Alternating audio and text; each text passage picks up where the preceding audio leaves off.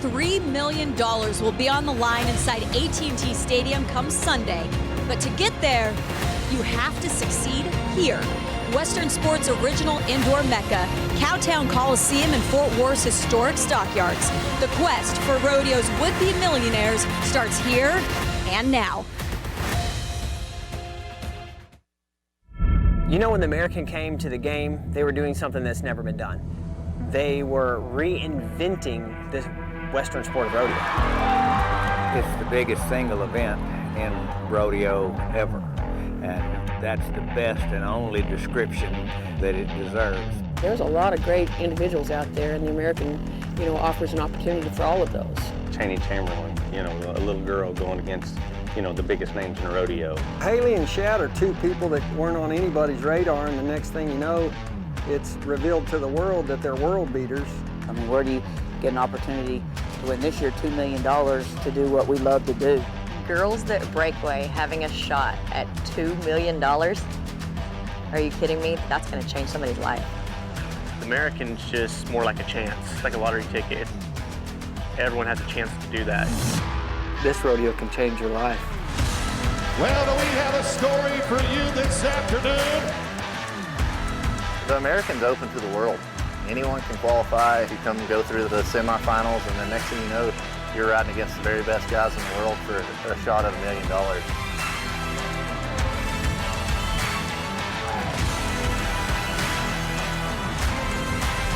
The biggest one is the one you would like to do best at.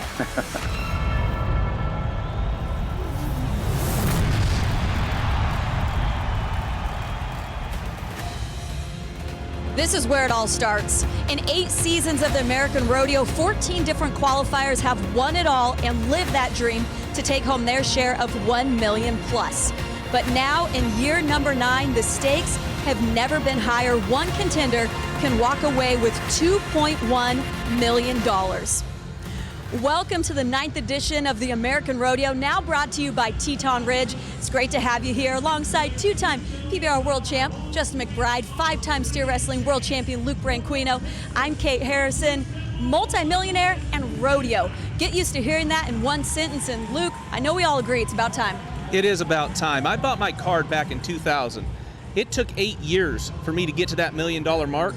These contenders, they have a chance to do it really in one day on Sunday, but they got to get through this semifinals to get there. And to get to that point, it will take everything they have to reach that kind of pot of gold. No doubt about it, guys. Look, they're trying to beat the very best in the world, and in the bareback riding and the bronc riding, some of the best of all time is what these contenders are trying to beat. So they can't be afraid of the ground. Like, you've got to be willing to put everything out there. If you get bucked off, you go down firing. And in the bull riding, there's a real chance with the lineup of contenders that we have in the bull riding that we see a winner come out of the bull riding field. That multi-million-dollar dream, a life for everyone competing inside Cowtown Coliseum tonight, but here are a few to watch. Yeah, and you start off with Jayco Roper in the bareback riding. As I was talking about, he's got to beat some of the legends in this sport, the best we've ever seen in Casey Field. That's who he's got to get around to for a chance at $2 million. Chase Outlaw, though, in the bull riding, this guy's for real. People have been seeing him for years, have a lot of success. This is the first time they're seeing him healthy in about 3 years. So when Outlaw's healthy, you never bet against him, Luke. Yeah, and in the team roping, you have Douglas Rich. They say could be the very next best in the world, and he has 2 spots. He has a heading spot and a heeling spot. Made the national finals in the heeling for the first time last year, has some great partners. We could see Douglas Rich, split the $1 million or $2 million with himself. Rodeo all about momentum. Perhaps no one has more than Sterling Crawley coming into tonight. Well, this is the best start I've ever seen Sterling have in his career. This guy is really riding good, aggressive with his feet. Crawley currently number 2 in the world standings, and he is standing by with the 4th member of our broadcast team, Anthony Lucia.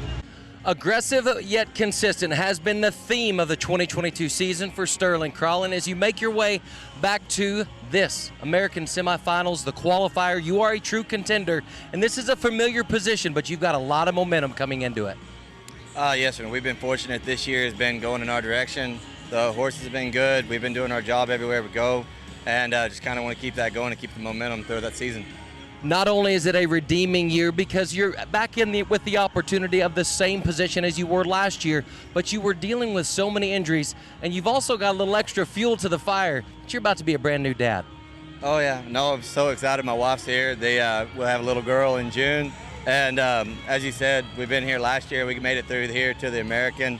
I was coming off a broken leg in August. I rode at the finals, re-injured my leg in January, and kind of had a mental game of getting horses marked out. I missed that one out. I was sick with myself, so I'm pretty excited to kind of get back to the basics and do my job and just try as hard as we can every one. A renewed mind, a healthy mind and body is going to take Sterling Crawley a long way, guys. They've already roped, ran, rode their way through this history-filled building, but now that all goes away. You've got to be one of the best here to make the big show, and it all starts with the tie-down roping presented by Prefer. One of those young stars already making waves is Tanner Green, guys. 2018 PRCA tie-down Rookie of the Year, one that we're going to be seeing here. Yeah, you want to talk about a hand, not only in the tie-down roping, but in the team roping. He is also the grandson of 5-time world champion and Pro Rodeo Hall of Famer Phil Lyon. This kid has every ability to go ahead and move on and have a chance at that $2 million. But where it all starts, Sherman Lasker Jr., he'll be the one to set the stage, set the tone, which is what you want to come in and do. If you're going to be the first night of semis, you might as well make it happen. I'm so ready for this thing to get started, guys. We've been talking about it, procrastinating, who can do this, who can do that. Luke, we finally get to start finding out. Yeah, we do, and how exciting is it? These contenders, they have to know the pressure coming into this, $2 million. But when they back in the box, they better just focus on one thing, and that's tying a calf fast. Lasker looking to make his first American Finals. Not how he wanted to set the tone, missed right there out of the gate. He was taking a shot, though. He was going for it here. Yeah, and Justin, we've talked about this. These guys have to take a chance because they're going up against the very best in the world come Friday, and they better get their A game to be able to compete against them. No doubt about it. It's not a sometimes thing. You got to be willing to go for it all the time. I mentioned Lasker Jr. going for his first American appearance. Everyone in the tie-down field tonight going for that big shot at the big show for the very first time. So maybe those first-time jitters as we go now to Catfish Brown, we'll see how he handles that. Yeah, you know, Catfish, this guy has been a roper. He's been around a couple years. He's had some success, but we haven't seen him get to that next level. A confidence booster right here could not only take him to the next level rodeoing for, you know, the season, but it'll get him set up for the rest of his life. Yeah, and everything I've seen out of this guy, watching him compete over the last few years, he's a great athlete. He's really fast, he's big, he's strong, everything that you need in this event. You know, and he hangs out with the right group of guys, mentally positive. These guys always helping him right here. See the start right there, right up against the horse chest, but oh, we see it again. Roped him around the ears. And the 2014 Rookie of the Year goes out just like that. He was being patient, waiting for that calf in the shoe. Got a good start there. He did get a great start. You can see him pick up on his horse when he leaves right there, but the angle's coming in to see that calf step back to the right. Just you pointed out, he didn't get his tip down quite enough to get around that calf's neck. So we say goodbye to Catfish Brown, but we've got to turn things around. So maybe it's Kalina Bringa that can make that happen. His family's on a ranch on the Big Island of Hawaii for generations, comes from a rodeo family.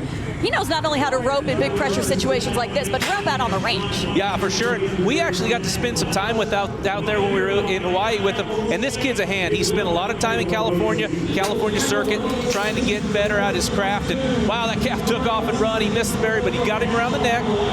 That horse had his ears pinned. He was hunting for. Get that flank front leg. Oh, gives him a little bit of trouble right there. Yeah, and that calf's pulling on him, but again, we talk about taking chances. Now, Catfish's calf didn't quite go as much, so Kalani thought maybe these calves aren't going to leave as sharp, and you can see right here, watch this calf squirt out of there.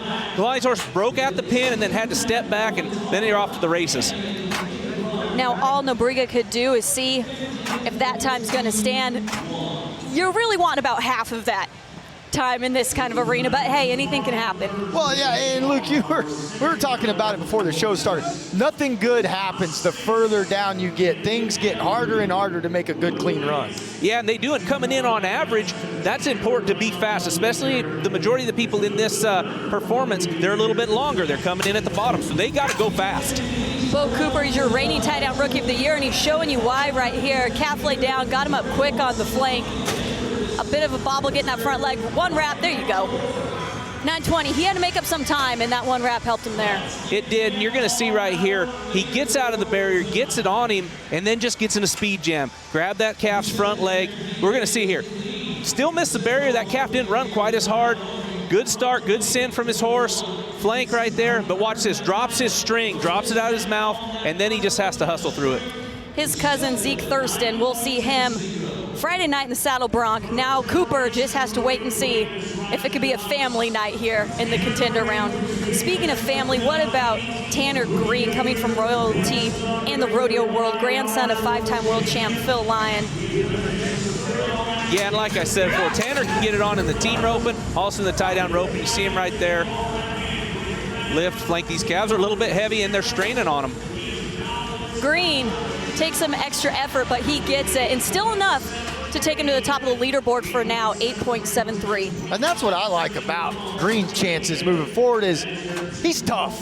You know what I mean? Like, just because things don't go perfect, he doesn't give up on things. You watch here, everything looks great, and then the calf strains, kicks a little bit here.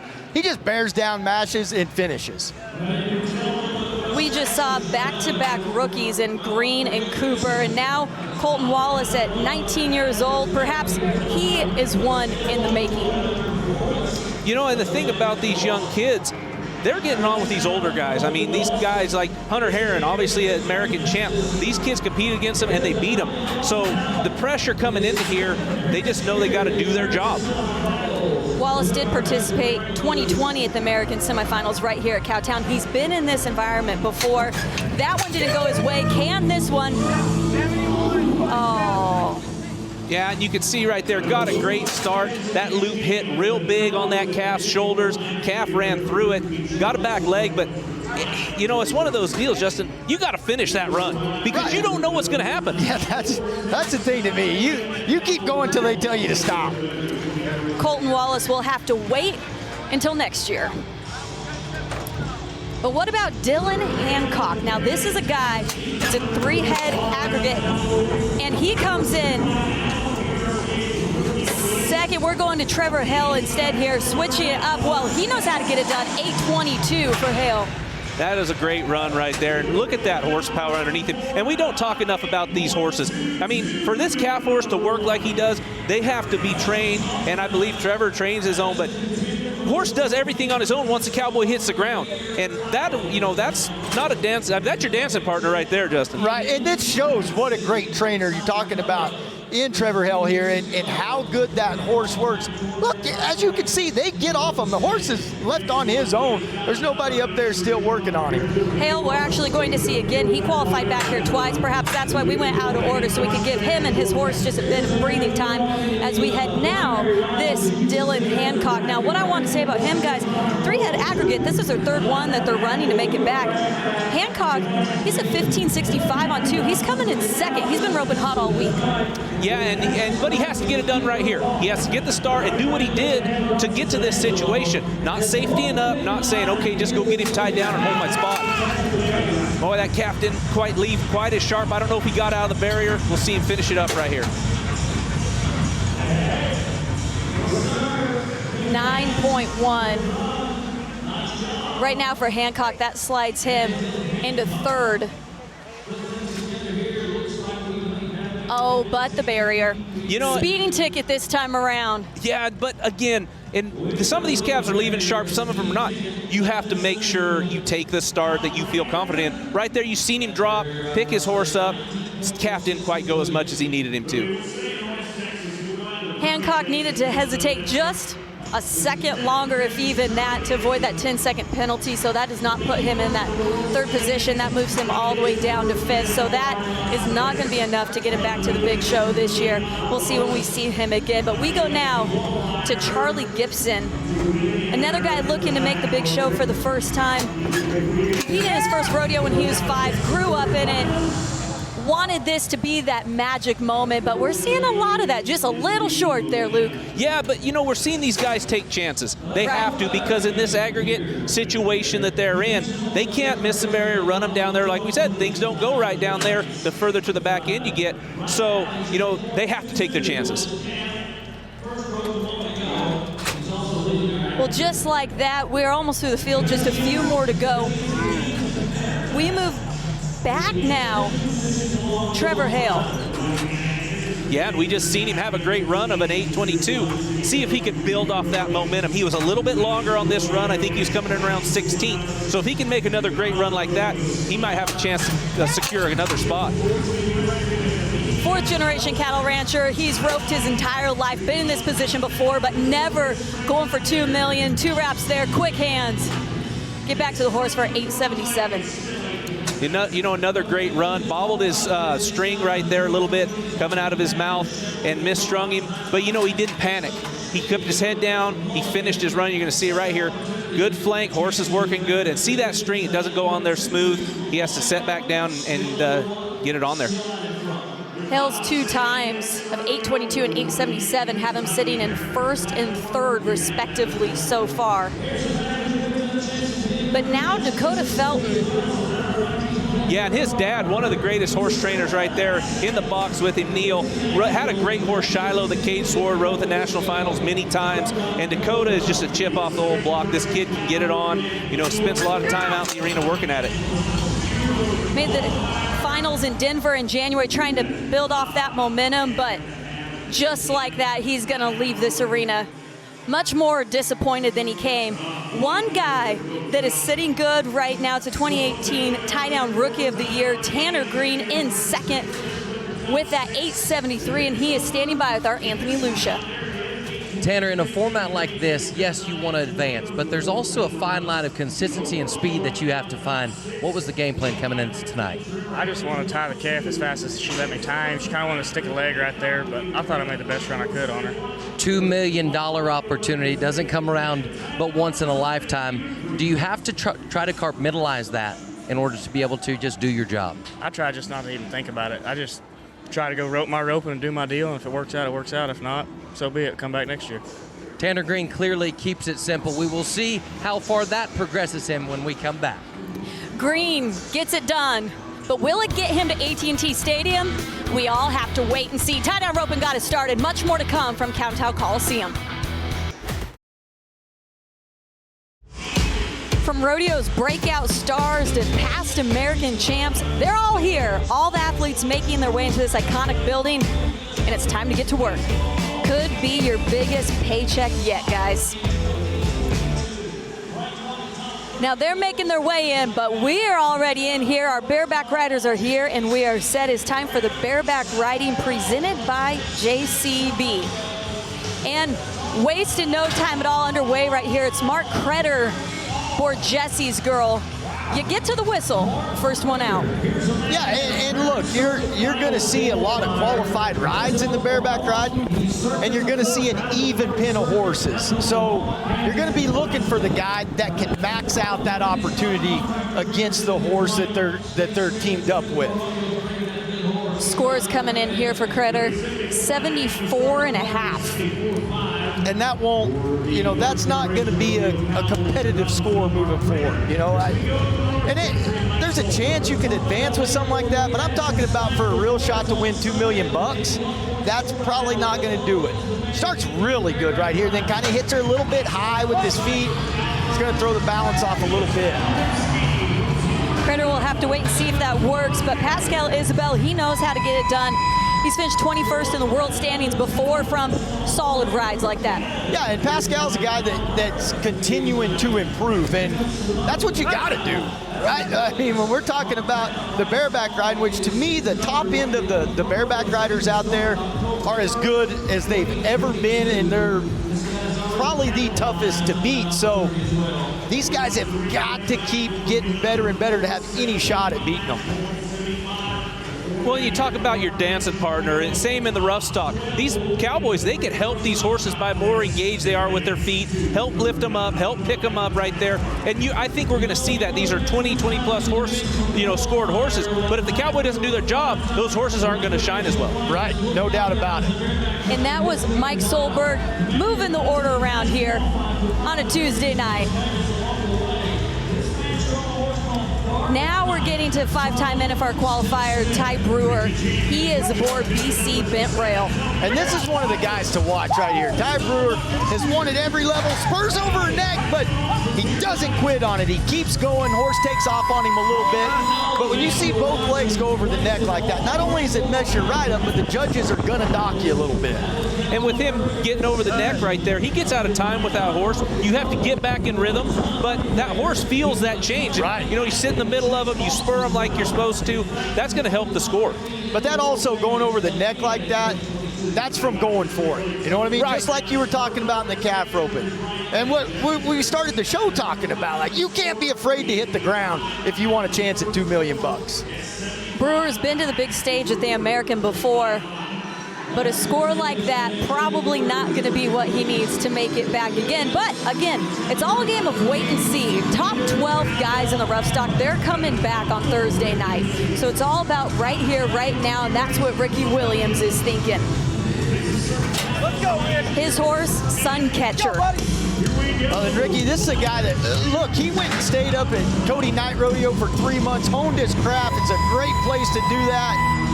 Just got to be able to finish a little bit stronger. That's the thing about the bareback riding and the saddle bronc riding. The finish is so important. You have got to keep going and be as strong at 8 as you were at 2, 3, or 4. Well, right there you can see that horse get even droppier and stronger and get him pulled away from the rigging a little bit. And like you said, if you can't finish that strong ride you started, it's just going to get you out of position. Well, yeah, get you out of position, and keep in mind, this is a judged event, right? So that's the last thing they're seeing before they start writing down their score. Williams, 66.5. That slides him into 7th right now overall in that aggregate. 26 years old, though. He just rode for a potential $2 million. You know he'll be hungry and want to come back for more. As we go now to Cade Saunier. Yeah, I really like this matchup with Cade here. It's really cool on the graphic. His dad competed here in the bronc riding in 2016. It's so fun for me to see. Look, like I'm seeing friends of mine's kids now competing in the American and a chance for all this money. It's really fun to watch. It's fun to watch, but it makes us feel old. I feel that way regardless. Great little horse right here. Been around a long time, but this is one. She's so nice to ride that you've got to max her out, and he did a pretty darn good job. You see that horse tight circle, kind of let him show off his spur motion right there. Saunier's father, Joey, he was a saddle bronc rider. He rode at the American in 2016, so wants to follow in Dad's footsteps. Will it be enough? Right now, it is looking good. 81.5 for Saunier. That takes us right to the top of the leaderboard with that. Yeah, good job there. Such a cool little horse. That horse has been around longer than Cade has. She's been doing this a long time. Now we mentioned it's a top 12 that will come back in the rough stock on Thursday. There's some big names like Will Lowe, who have already run earlier in the week, that's got an 81. So all of these scores right now, they kind of already had the bar set before we got here on Tuesday. Yeah, here's a guy we started the show talking about, and Jaco Roper, one of these young guys that's gonna let it roll and see if he can mix it up with them. And made the short round at San Antonio, so this guy's doing a lot of things right. And this is why too. Look, he's got his toes out, dragging him to his rigging handle. That's what you want to see.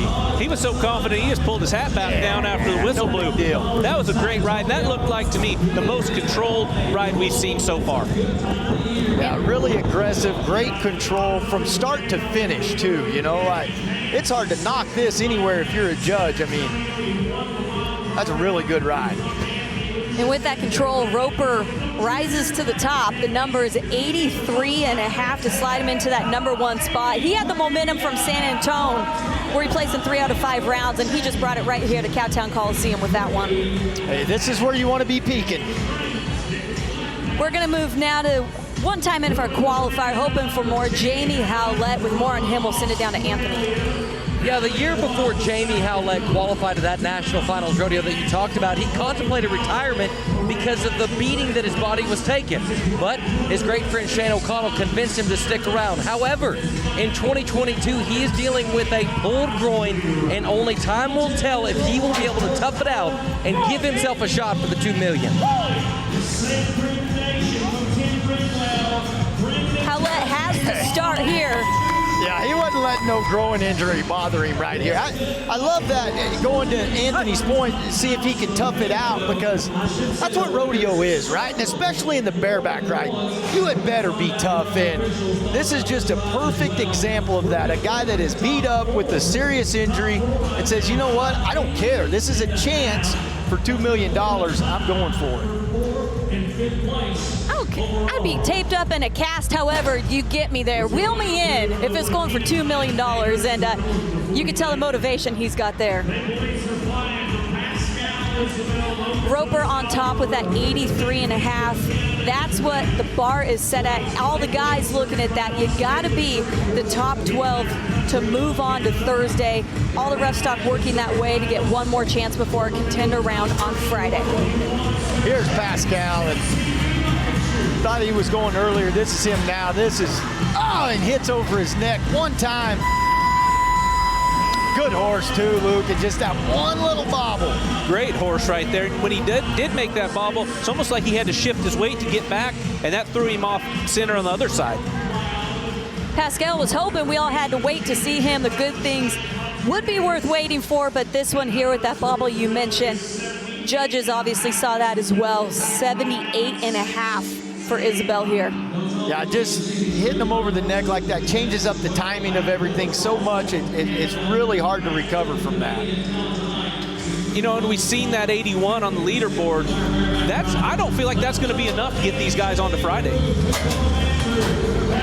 Andrew Ruth hopes he has enough. He's aboard Scarlet Lady. Good horse. You know, you think back to that ride we seen with Jaco Roper, 83.5, and how square he stayed, how even his feet stayed. And now compare that with this one. And this is a pretty good ride, but you can see differences. Like one leg gets a little stronger, left leg kind of gets hung up, right leg's the one doing all the work. Those are the little bitty things where they're going to differentiate these guys. Yeah, and it could very well come down to a half a point. What's going to move you on at Friday? Ruth with that effort, 80.5. Right now that slides him into that number 4 spot, but still so many to go to see if it holds up as we move now. Bramley Peabody, his dancing partner, Haywagon. I'm really looking forward to seeing this kid. His dad, the great legendary Larry Peabody. When I was a kid, like the first thing I learned about bareback riding was Larry Peabody. That was somebody, the guys that I was around, the grown-ups who they talked about. His pops was a 1984 bareback world champion. So champions in the bloodlines. Not the perfect ride he was looking for at those feet. No, but look, when you're a young guy and there's something like this going on, okay, yeah, it's easy to say, okay, yeah, he's overmatched against the likes of Casey Field and Tim O'Connell. Well, you got to throw your name in the hat and go try it. You know, that's the only, always say it in the bull riding, the only way to learn how to ride the short rounders is make the short round. You've got to put yourself out there, and I love that he did that. He did, and that horse had some moves underneath him right there. Peabody got off the rigging handle just a little bit there. Dr. Giuseppe, hey, he's in the big show. It's going to be a 67 for him.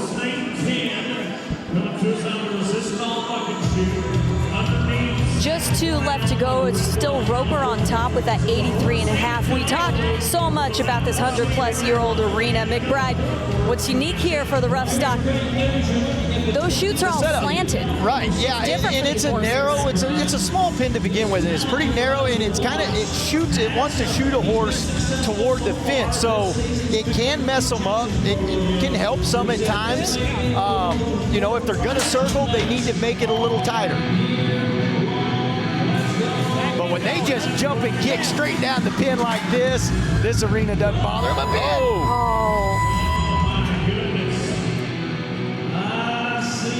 talk about disappointing. He started a great ride right there, and like you said, just right there at the end, he couldn't finish it off.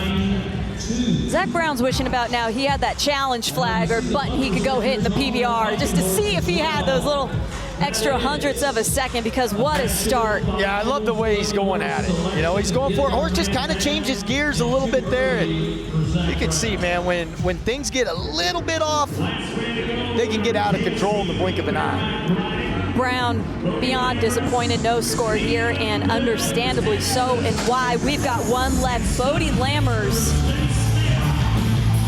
Cool little buckskin gonna stack up right here.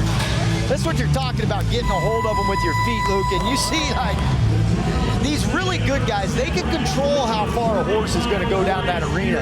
And the difference in one stacking up right there and staying close and tight and jumping and kicking in one spot, it takes the power away from them. It's those long forward jumps that makes animals really, really strong. Really good ride. Nice horse. Lammers ended up 32nd in the world standings last year. He hopes to be rising up that. Speaking of standings, 82 for Lammers right here, but on top of ours. Get another point for the stash. Why not? It's all about style. Jaco Roper, 83.5. Bodie Lammers, it paid off for him. 82 in a big way, followed by Cade Saunier, 81.5. But it's Roper who rises above the rest in the bareback riding. Looking good for AT&T Stadium, buddy.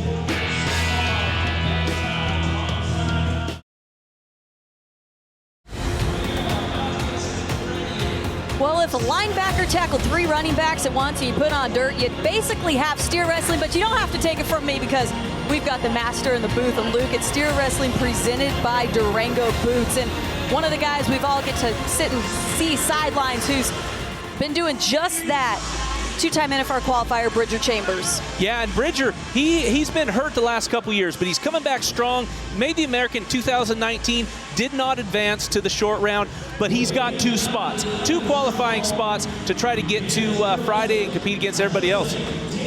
Bridger waiting for his opportunity, but it's Joe Wilson who's going to set the pace here. You heard those guys holler, yeah, in the background. Now, this steer was really good. They'd won rounds on him at San Antonio, but he hangs him up right there, kind of high in the head catch, and just couldn't get the fall he needed right there. And everything looked so right and technically sound, but just that. Yeah, and you can see him coming across there. Watch this steer's head. See how high it is? He's kind of leaned back. And when he finishes that nose, everything's falling down to down the arena. He needs to get it pulled back out. It's a 6:44 for Wilson. But now Ryan Nettle, 11th in that 2020 American Longo. So he's been close. He's kind of tasted it, but he's hoping this time it pays off for that really big paycheck. Yeah, and you know, he's 9.23 on 2 heads, so he's got a legitimate chance right here, Justin. 22 years old, just off the barrier touch. Luke, I'm sure you're going to say that, but how about that? You know, Nettle. Yeah, that was a good run. That steer kind of stepped over to the right just a little bit. The start's pretty fast. It puts a lot of pressure on these hazers, but he didn't panic right there. He got off, and when that steer came around, you could see him really go down, dig that nose out. You're going to see it right here. Gets off, good catch, square over that insider. Look how fast he was to get that steer's nose. Just hung up just a little bit. I love it, man. I love to hear Luke break down the Bulldog. I used to just think they're a bunch of big, strong guys that were too big to ride bareback horses. So they were in the Bulldog. But there is so much technique the more time I've spent with you guys. Oh, there is. A lot of technique. And, you know, Kalen Anders has set arena records last year. Steer didn't really want to come by him right there, and he just has to mash him down to the ground. But it's a timed event. If they're not going to come by, you better figure out how to get them on their side fast. And that barrier got Anders as well, so the 10-second penalty, 14.78 here. You know, Luke, you talked about you just put the match on him at that point, and you know, it's like wrestling to me. Like you have all these moves that you use, right? But then there comes a time when you just better be able to impose your will. And I feel that's the way steer wrestling is at times. Oh, for sure, yeah. You have to, you know, and I like to start with technique. Make sure you're technically sound, but when you have to, it's just a matching contest. Get them down, get them flat, and get the flag. Eli Lord came in with some good momentum. He's 9 on 2. At those numbers for what we're seeing right now, be right in that range and you'll be set good here. Yeah, for sure. And Eli, the last couple of years, has just been out of the top 15 to make his first national finals. But he has all the talent. He just needs to get it all put together. But I think he might have left too soon right there, guys. Great run, great flat fall. Unfortunately, I think he got the barrier. You unfortunately happen to be right. I don't think he wants you to be right in this situation. 14:27 with that 10-second penalty. You know, and the start's so important in all the events, but you have to give them that head start, that chance. We've seen Eli moving before the gates open. The last steer I ran in here, you had to let him open all the way. Steer drops in front of you. Get a good start. Hey, and for people that have never been behind a barrier, that have just watched this stuff, it happens in the blink of an eye of you being too early or too late. It is, and it's almost a timing deal. You know, you have to nod. If you watch the steer, you're late, but if you don't watch it, you're early. You know what I mean? So it's a timing deal right here. The thought of $2 million can be a lot of pressure, but Jacob Edler knows all about how to handle that. 2020 PRCA World Champ. Waiting for that perfect start. Here we go. And there's the start right there. Jacob Edler knows how to get him down fast, and he does it right there. Riding Casper, great horse of Tyler Pearson's. Tyler on the other side. One thing I want to point out, Justin, is he is wearing the Carpenter jeans. He's rocking the Carpenter jeans. I love watching this guy. This guy is just a joy to watch. You can tell he loves what he's doing and is enjoying what he's doing. And he does. And one thing I like right there is that he started that steer around the corner. He started to get leaned back, but he went back to it, got that steer's nose, and got the fall he needed. And then Edler said, everybody see that? 3.82. Maybe it was the jeans. I bet it was. Maybe. Worked for Luke. The relaxed fit. Jewel Hazen. Got a great steer. This was a steer they really liked, but see that steer kind of wad up behind him, and Jewel's disappointed. He knew he could have made a better run, got a faster fall out of him, but, you know, just have to see where it plays out. He's 10.25. I'm not sure that's going to be enough to advance him. 4.68. Four-time NFL qualifier knew right away he was capable of much more than that. And for Hazen, that slots him in to number 3 overall. It's all based on an aggregate here. So that's why you're seeing the times that we are. Jacob Edler sitting at the top, 13 and 54. You know, I really feel like looking at this leaderboard that the guys that we've got going, look, there's a great chance. I mean, we're talking about the 2020 world champ in Edler. We just seen Hazen go. Like, there's a great chance these guys make it over to AT&T. They're real players. Oh, definitely. And the thing is, they're on an average. They came back into this building with an average, but they picked the 30-some best steers to bring back. So it's not if Mike McGinn had a bad steer and he got by. No, they're running good steers. So it's going to be hard for those bottom guys to make up as much time as they need to get to that spot. Yeah, they've already ran 2. This is their 3rd and final. It's a fastest 6 on 3 head that advanced that contender round on Friday night. What about Mike McGinn? 444.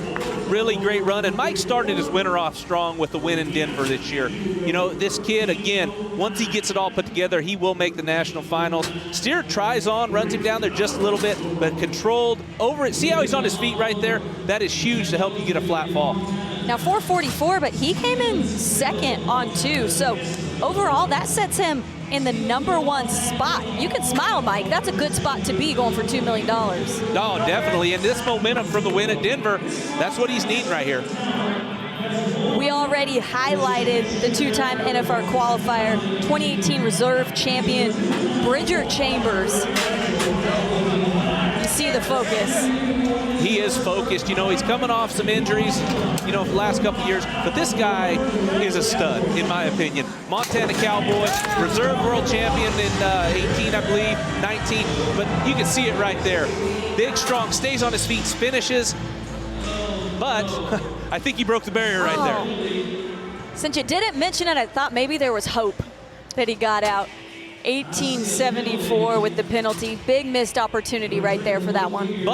But he has another chance, guys. That's true. He got 2 spots. And, you know, we talked about that earlier, Justin. You don't run at your first one like, okay, I got another chance. You got to try to go at him. And that's what he's going to have to do now. But the first run, he was a bit longer. He's almost 10 seconds flat on 2. This next run, he's 8.8. So really, if you're going to fudge on one, that's the one you want to fudge on. Why not get the speeding ticket out of the way early? Pay it off, forget about it. You know, and in the back of his mind, he can't worry about that. Right. Right. And look, everything was good, right? Like just a just a little early, and maybe that steer didn't leave quite as sharp, so I like where he's at. It's Tim Kemp right here, 6-time IPRA Finals qualifier. Good run right there for Tim. He missed the barrier just a little bit. Steer steps off the left. But this steer looked like he was strong. Kind of wanted to hold his head up and push Tim around. Good luck. Right, yeah, exactly. But watch right here. Steer wants to kind of be a little flat, push him around, but Tim gets over that nose and finishes strong. Good run. It's a 4.57 for Kemp, sitting well in the round, but because it's all about the aggregate, it does push him down. We mentioned Bridger Chambers. How is it to run one loop, get a breath for one guy, and then have to get set to come right again? It's no different doing in the practice pen. You got to just stay focused, run them like you're in the practice pen, one at a time. And Bridger, this is a good steer, good chance. I believe he's out of the barrier right there. Gets over it, good finish. Oh, the steer doesn't want to take it. Oh, man. You talk about some tough luck right there. Chambers was on the outside looking in, knew it had to be big. 2 opportunities, 2 missed goes. Tough luck here for Chambers. And you can see a great shot of the barrier. That barrier just hits the horse's chest on his way by, but Bridger gets his head caught, but see, he has to shuffle his feet. It made him just behind getting that steer's nose. Steer handled fast enough where when he did get it, he hit on a leg. So Chambers now came in with 2 opportunities, but he is out on both. Oh, to make it this far, and then to have it end just like that. Is that what we call rodeo? That's what we call rodeo. We should write a song about that. Yeah. That's so rodeo. Get the guitar out, McBride.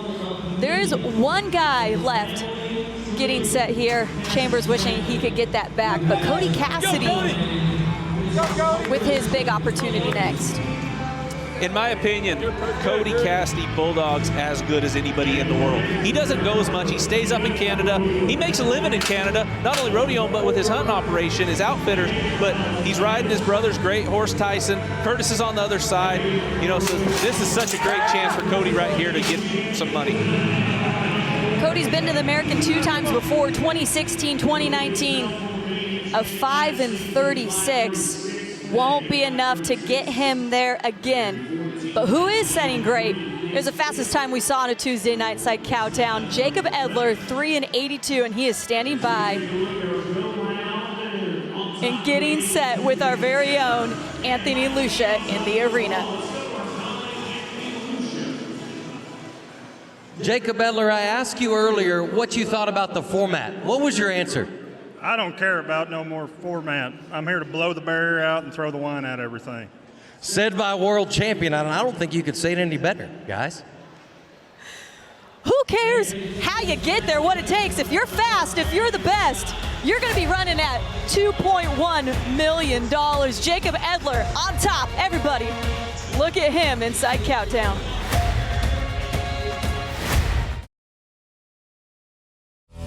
In 2016 when I won, I made it there through being in the top 10 at the NFR, so this is a little different going through the qualifier rounds.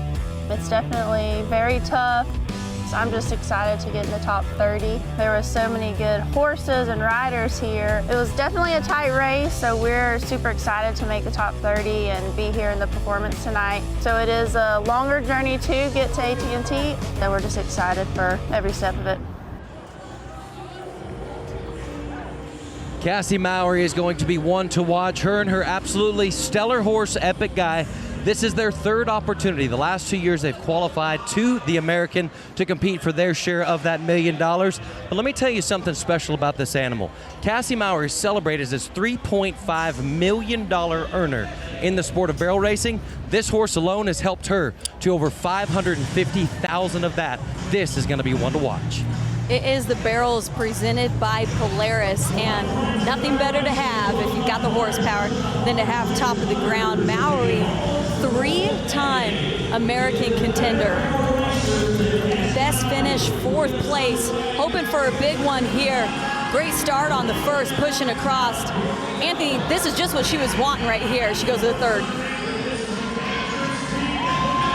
You know, one thing about these barrel racers, they don't necessarily full-time rodeo, you know, cowgirls or cowboys, however you want to look at it. a lot of them are trainers. They have a lot of horses that they can bring in and compete against these top-notch horses, and that's what we see in Cassie Mowry. Mowry, 13.595. She's got to be happy with the way that one went, setting the bar for the rest of the field here tonight. So we go now, Kayla Small, her horse Slick and Black, who tied around that second. Bit wide coming out of it though, but pushing towards the third. Bit wide coming out of this one too, but on the run home. 13.918 right there for Kayla. Anthony. Yeah, when it comes to lineage, both that horse and the rider, both of their parents have been to the National Finals Rodeo, and they continue to show that the breeding programs of great barrel racers and horses, well, it all works hand in hand. We've been talking a lot about an aggregate, but right here in the barrel racing, 3 semifinal performances, it's simple. You like this, McBride. Top 10 fastest, you move on. I'm like Jacob Edler. Don't be throwing no crazy format stuff at me. Just give me the meat and potatoes so I can figure it out. And I love the barrel racing, man. And look, it's the devil's in the details with this event, because we're going to be talking about things being decided by hundredths of a second. It's on the right here, right now. Tasha Welch, what a run she was making. Just a bit of a bobble, but that horsepower didn't slow down at all. 13.792. That right now puts Welch in second. And we're going to get a great look at the money barrel right here. Gets around it, comes out of it clean, getting around to the second one, and then we see the slip right there. That's what we're talking about, the little things, you know, that slip, those tenths of a second right there, that can make you or break you. Kylie Wiest. Her horse Hell on the Red. We've seen this duo so many times. You saw it right there around the first. She's going to go ahead and finish this run.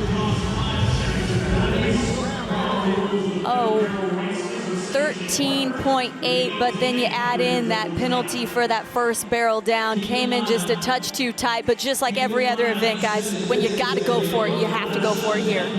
Yeah, you have to, and we talked about earlier, it's your dancing partner. They need to know where you feel. You need to know what they feel. And if you get out of tune just a little bit, you might see a barrel or two get knocked down. It's Lisa Thornton, her dancing partner, her horse Straight Toasted, got nicely around that first. Look how tight coming out of that second. Hold on to that saddle horn to stay right there with him. 3 clean, headed home. All you can ask, will she hit the time? 13.993 for Thornton. That right now slides her into the number 4 spot.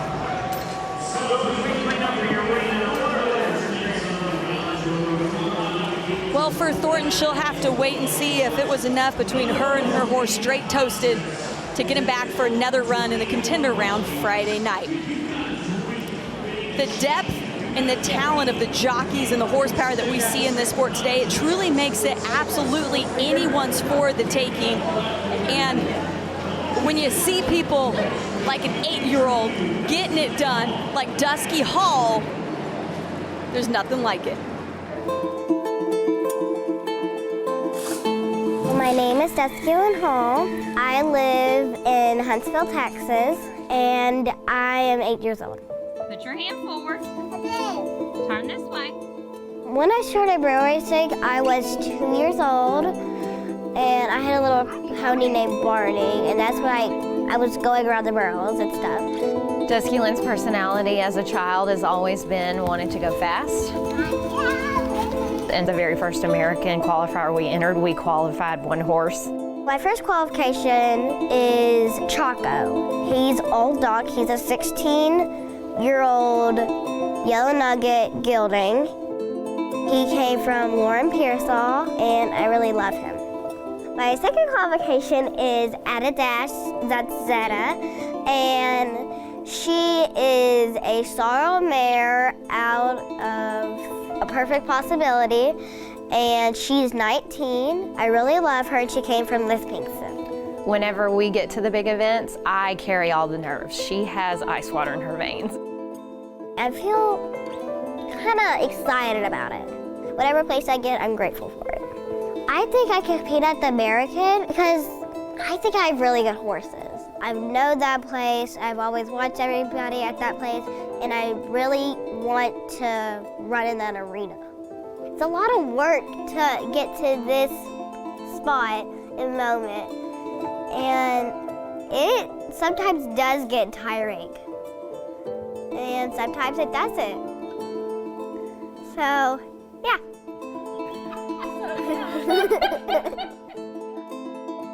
I'm going to just go ahead and tell you one thing. This might as well be the Dusky Lynn Hall show. Where else can an 8-year-old have an opportunity at $2 million? Dusky Hall was in the preliminaries. We're not going to see her here this year, but without a doubt, she's coming back, and I can't wait for more Dusky Hall. Absolutely, Kate. And look, it's like watching the Olympics for me. Like when you see the great young gymnast from Team USA, and she's going to inspire other kids to follow in her tracks. As we go now, top of the ground for Troy Cumren, his horse SR Industry Titan. Yeah, you know, Troy made it back in the buyback round, which only 4 competitors got to come back in that. Unfortunately, you see him right there, hit a barrel, tried to get it stood back up with his hand, but wasn't able to do it. Which gives him a time, including that 5-second penalty, 18.627 for Cumren. Yeah, balance and anticipation. If these horses get out of balance or if they start anticipating, that's when you see things go bad. And look, it's really tough for that not to happen. Well, Laura Moe, 18 years old, but she watched her dad, Bobby Moe, go to 5 world championships, and she now wants a part of her own. She keeps that second one up, looks back, look ahead, girl, you got it up. Moe, 3 standing, is it gonna last? Cross that line, 13.577. Sends her right to the top of the leaderboard. And, you know, talking about building off your dad's, you know, success. She's done this on her own, not only in the barrel racing, but in team roping and breakaway roping. Riding great horses. I believe this is a Reliance Ranch bred horse.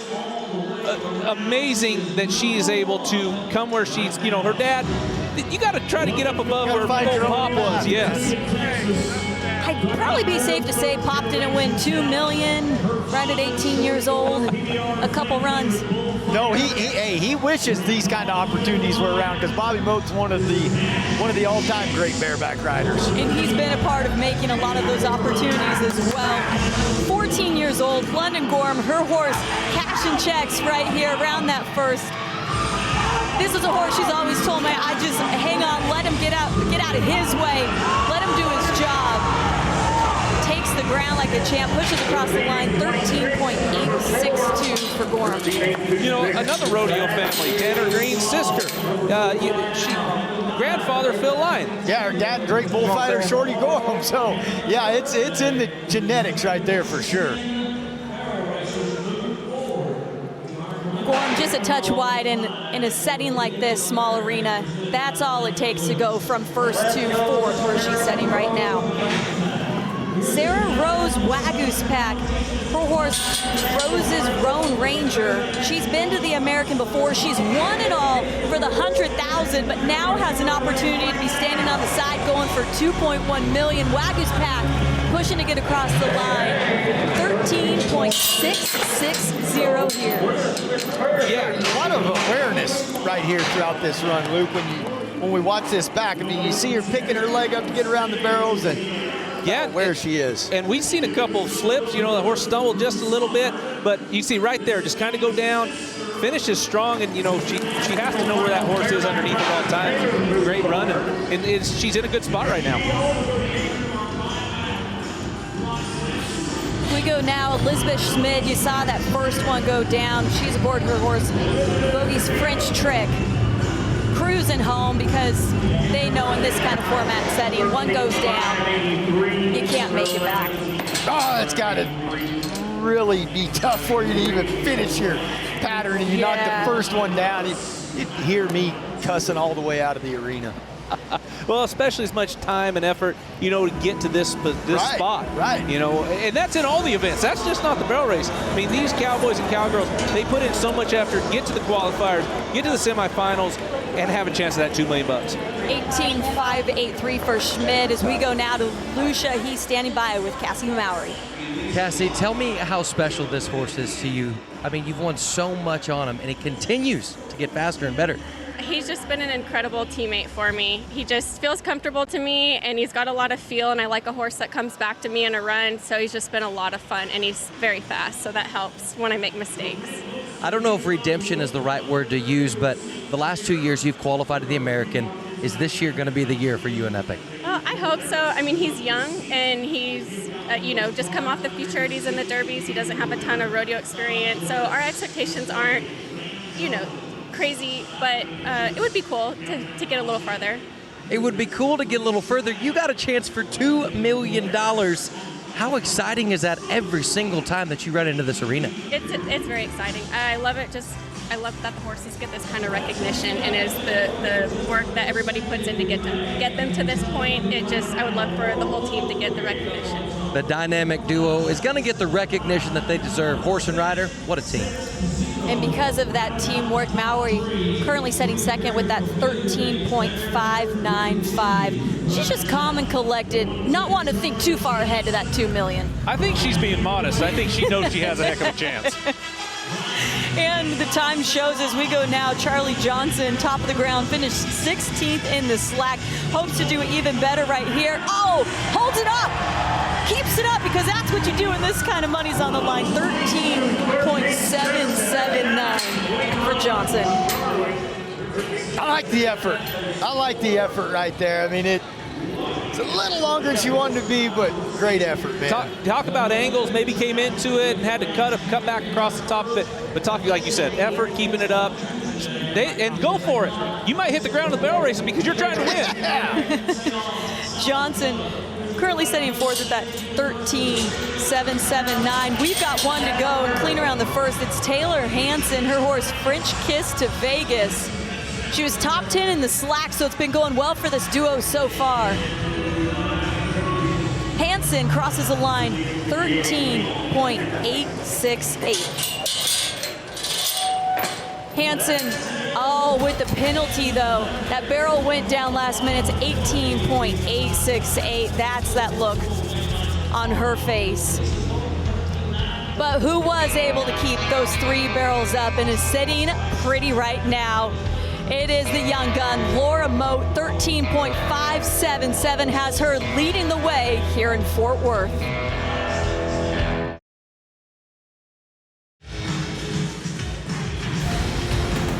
Four times a bareback rider has gone home with their share of $1 million. More contenders, in fact, have won in this event than any other. So the odds are looking good for the field of bareback riders we have tonight. Brought to you by Resistol. We mentioned, McBride, this arena, this setup before, how tight it is for some of these horses, and you'll really see it in this event here. Yeah, there's a chance of that, but look, we got a really good field of bronc riders, starting with Mitch Pollock right here. This guy's been to the national finals, he's been to the shootout round in the American, and you can see why. Pollock knows what to do and how to do it in this format.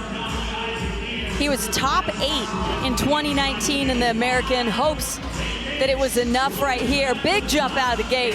Well, I just really like, Luke, this year how some of these contenders are stacking up. These are guys that are typically the invited guys. They haven't had the opportunity to be a contender before, so I keep saying it, and I'm going to continue to say it. There's a real shot of these contenders getting a piece of that $2 million. Yeah, for sure. I could see it getting split up, and like you said, in the bull ride, but take Jacob Edler, world champion, the wrestler. Right. You know, you have so many contenders that have been there, that have done that know how to handle the pressure. We could see that $2 million get split up. Jesse Cruz may be one of them. Yeah, for Pollock, it was an 85, which does send him straight to the top. For Cruz, 2007 PRCA Rookie of the Year in Saddle Bronc. 35 years old, he's been in some big moments. He knows what to do here. Yeah, he's been riding broncs for a long time, but you see he's already missed 2, 3, 4 jumps. That's not gonna be able to advance. Not with the lineup that we've got and the horsepower that they're gonna see. Cruz might kick himself over that one. Yeah, that's just like what we were talking about at the top, and it continue to talk about that just getting a ride, that's not really gonna translate here. If you start missing multiple jumps, you're gonna take yourself out of it. Well, you know, Jesse since the last few years haven't been seeing him rodeoing real hard. It's hard for a guy that's just kind of on cruise control coming in and trying to compete with these guys on these horses in this big of a stage. You're telling Noah about the flood, man. I tried to ride at the first American, and it is tough unless it's tough to beat these guys like this kid right here. He's as hot as anybody going right now. This is a young kid that is not scared of anything. He wants to be 90 every time he leaves the chute. And you want to talk about somebody that has somebody to help push him along. His dad, Roddy, 20-time NFL qualifier. His brother, Dawson. Yeah, this is a bronc ride family.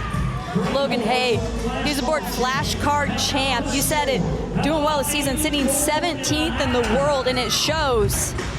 84.5 for Logan Hay. He should be happy about that one. Or not. He's focused. That's what it is. He's focused, and he always knows he can do better. Yeah. That's how you get to be great. We mentioned the 7-time NFR qualifier Sterling Crawley at the top of the show. His chance here comes aboard Hard Hat. Yeah, and Sterling's been having a great year. And to me, the difference this year and years past, you look at him set his feet. Toes are turned out, lifting on his bronc ring. Really nice bronc, but a good ride. That was a great ride, but I don't know if that horse is going to be enough for him. Right. That horse was just a good, and I know nothing about bronc, but a great hopper. Not a lot of power, not a lot of flash, but Sterling sat up there and did his job. Crawley did everything he could. 80.5, 80.5 the score, and like you said, Hard Hat just wasn't having what he needed today. Well, he was just too nice, like to Luke's point, but to Sterling, it's like Tanner Green said in the calf rope, you just make the best run you can on the stock you're given, and that's what you do in the rough stock too. Well, Josh Davison, he'll have Rodeo Drive as he's getting set here, going for his first shot at the American, but coming at 28 years old. Yeah, and look, when you see a guy 28 years old, and to Luke's point, just coming out your first shot at the American, you're a little bit behind the curve compared to the guys that you're trying to get around.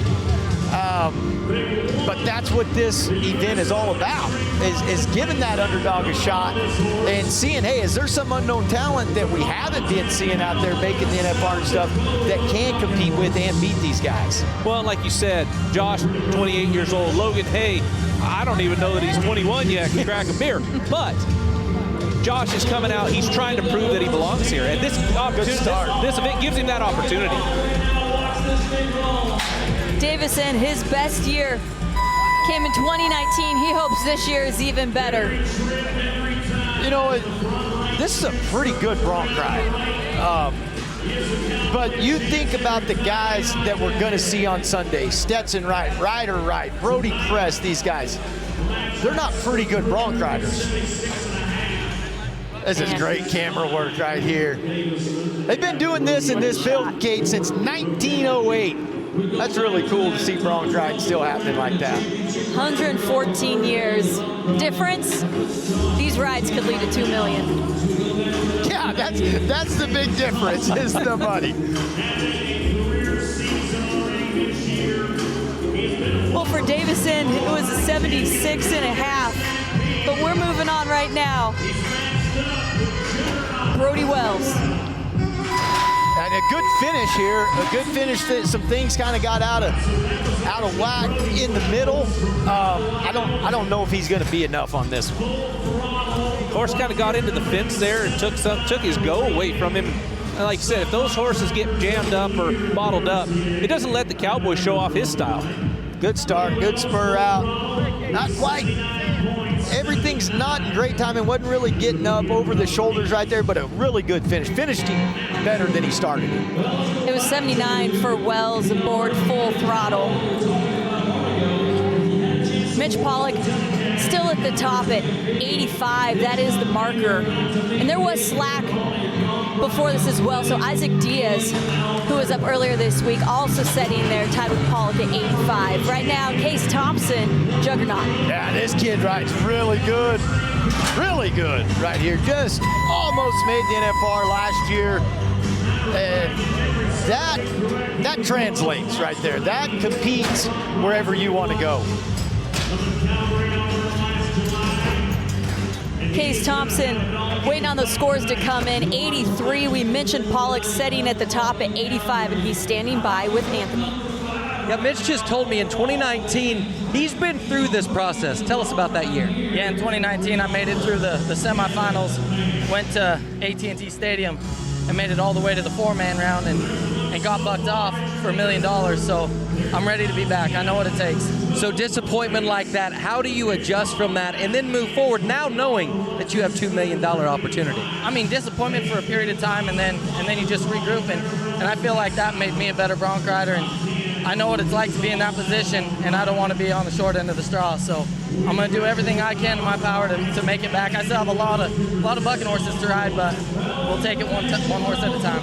Defeat can sometimes be the greatest motivator, and Mitch Pollock, he's a prime example.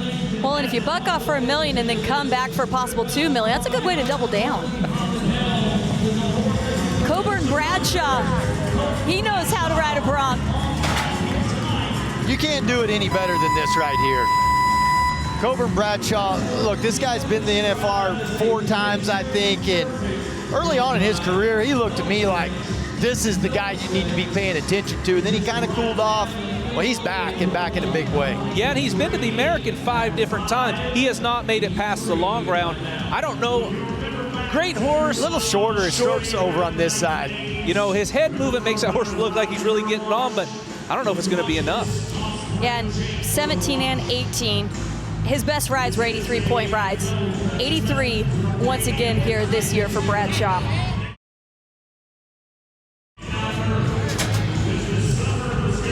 But Jake Burwash for a classy card. Hopes to be a bit more than that. You like how this one started. Yeah, hey, look, we talk about the lineage of these guys. He comes from another great rodeo family. His dad, Robin Burwash, great bronc rider, or bareback rider up there in Canada. This was a kid that was going for it right here. Like, he gets stuck into his hand a little bit. The hand that he's holding onto his rein with. You watch this, he's gonna get stuck over there. A lot of guys hit the ground right there when things get uneven. He just keeps going. He made sure to finish. That finish takes him to the line at 79.5 for Bradshaw. That right now sitting 6th today. But again, it's the top 12 that are going to be coming back to Thursday in the rough stock to get another go. So you got to be above that 12 cut line. It's still today's competition, 2 more days of competition. It's hard to say if one like that's going to hang on. It's going to be tough. You know, that's going to be tough for that type of score to stay in there, because there's a lot of good bronc riders and horses still to go. One of those right here, it's Jake Clark, finished 8th on the rookie standings 2020. Clark kicks it into high gear. The horse staying there with him to finish strong. Oh, just at the very end there. Yeah, it off a bit. Anytime one gets into the fence, Luke, and then comes off of the fence like that, timing changes up. You know, and this horse had a few moves right out of there. I like that. In the bronc ride and the bareback ride, you just gotta keep going. Keep firing at them. You know, you talk about setting your feet, getting a hold. When those horses make those changes, if you're getting a hold of your feet, it's easier to adjust to them, correct? Yeah, and especially like when they're going fast like that, the jumps are faster, they're closer, they're hitting the ground sooner. You got to match that intensity and speed with your feet. At 71.5 for Clark, will not make it on, so his journey to that $2 million ends here. But what about Ray Hostetler? Ford Ombre. Oh. You know, and you can kind of see that one coming. He's kind of going through the motions of everything, but we talked about how Sterling Crawley, how great he's been setting his feet. When you compare that to what you watch here, you can just see he's just kind of fanning them at him the whole time, and he's going through those motions, but his feet are never set. They're never hitting anything, and that's why you're seeing him get so loose. Does it have a lot to do with the way his rein is? You know, too short, too long? It's hard to get up underneath your swells? Yeah, it definitely can be, and you're always wanting to lift on that rein. That's what's going to give you, that's what's going to make you heavy in your saddle, and when you see a guy just sticking it out there, it's not going to work. No score for Hostetler. Still Pollock there at the top as we go now to Damian Brennan. Hey, this looks good. Blue backlash. I'm redoing a kitchen. I'm thinking a lot more about backsplashes than backlashes right now. Look at the intensity. Really good ride, man. Good spur out, good start, really good bronc. Never a bomber. You know, that's just good from start to finish. All the way to his cantle. And we talked about the speed right there. That horse covered some ground, but was getting there. He was, aggressive with his feet, getting moving, getting hold of them. Not just aggressive, but to the point where he moves way to the top of the leaderboard, 88. Chet Johnson, this guy's been doing it a long time. Has a great horse right here and takes advantage of it. He does, and what I like to see right there, that horse had a move right there. We talked about getting a hold of your feet. Chet never wavered in the saddle. He stayed hooked. That horse moved out from under him. He stayed jump for jump with him. See it right here. See that horse kind of duck back to right? Great ride by Chet Johnson. Just keeps it firing him.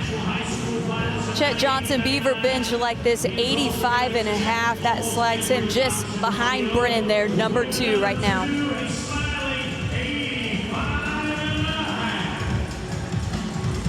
Damian Brennan, man, that's a really good ride, 88. Chet Johnson, the old veteran, gets in there on a really good one. And then Mitch Pollock, I loved his interview. That's a man on a mission. Well, from Johnson at 41 years old, going for that multi-million-dollar dream, to Brady Hill at 24. He's matching up with High River.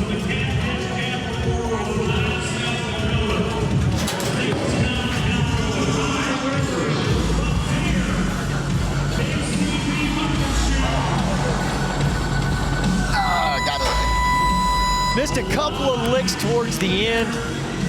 For 6 seconds, this is a really, really good bronc ride.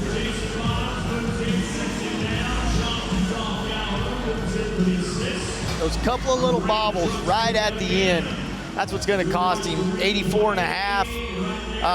And like I said, for 5 or 6, he's going to try and challenge, and then right here, hangs up coming off the fence, and those little things, that's what separates the great guys. And that's what gives him that 84.5. Right now, that slides Brady Hill into that number 6 spot.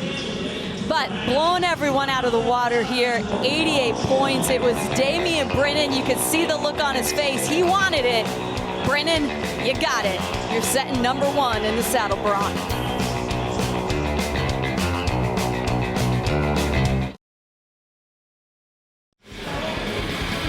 Multi-million-dollar dreams don't come easy. They take grit, toughness, and a whole lot of hard work. But all the athletes inside Cowtown Coliseum are bringing just that on a Tuesday night inside the historic Fort Worth Stockyards. You want to see it done right? You can see it done right here. $2 million, one step closer for some of these athletes, and for some, we still got to see what they're going to put on the table right here. Welcome back to the 9th edition of the American Rodeo. Great to have you with us as we get set for the only teams event. It's going to be team roping coming your way next. And to set the field, we'll send it to Anthony. All right. Team ropers it's happening right behind me. 11 teams tonight, but there's one man with 2 shots at 2 opportunities for his share of that $2 million. That is Douglas Rich. We're going to see him heading and heeling on this night. He's going to be swinging for the fences. Didn't get to swing at all right here. Britt Smith, Douglas Rich, he's on the heel end here. He popped it right off of that horn, shaking his head, wanting that one back. No time to start us off. Well, and look, we got to see Bridger in the Bulldog and Luke. No luck with those 2 opportunities. Douglas' one just goes away there. It does go away, and this is the event. The heeling is what he made the national finals in. So now he's going to come back and try to do it in the heading, which, from my understanding, he's just as well qualified.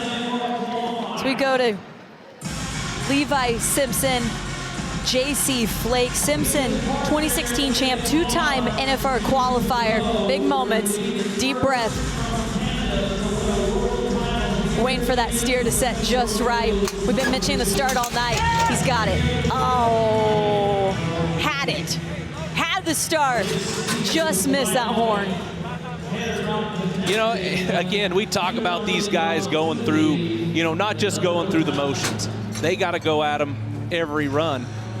they qualified in this arena, so they know the start, they know the pattern the steer has to run, because if that steer steps to the left, they're going to get in that wall. It's hard for those heelers to get a shot at them. They're chasing them. Hard for the header to get faced. I mean, there's so many variables in this small arena, you know, as any other event. No time for Simpson and Flake, but now we go to the brothers. Kyan Kreutzer, Clancy Kreutzer, the younger brother, trying to get it done on the head, and they're reaching, they're trying. It seems almost one more swing maybe would have been right there.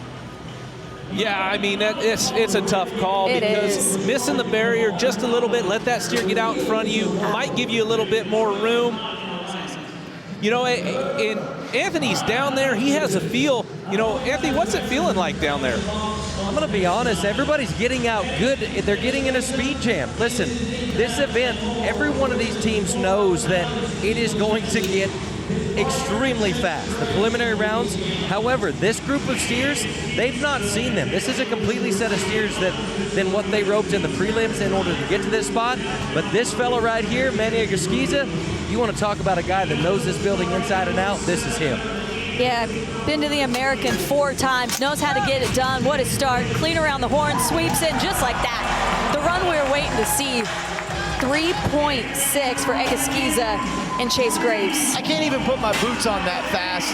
And look, this is why you've seen those first handful of teams bombing at them like they were, because you know this is coming. And you want to make a living being a professional team roper, good luck. It is a tough thing to make a living at because of guys like this. And what a great shot, not only from Manny, but Chase Graves, his dad Frank, you know, that boy grew up roping, he grew up rodeoing.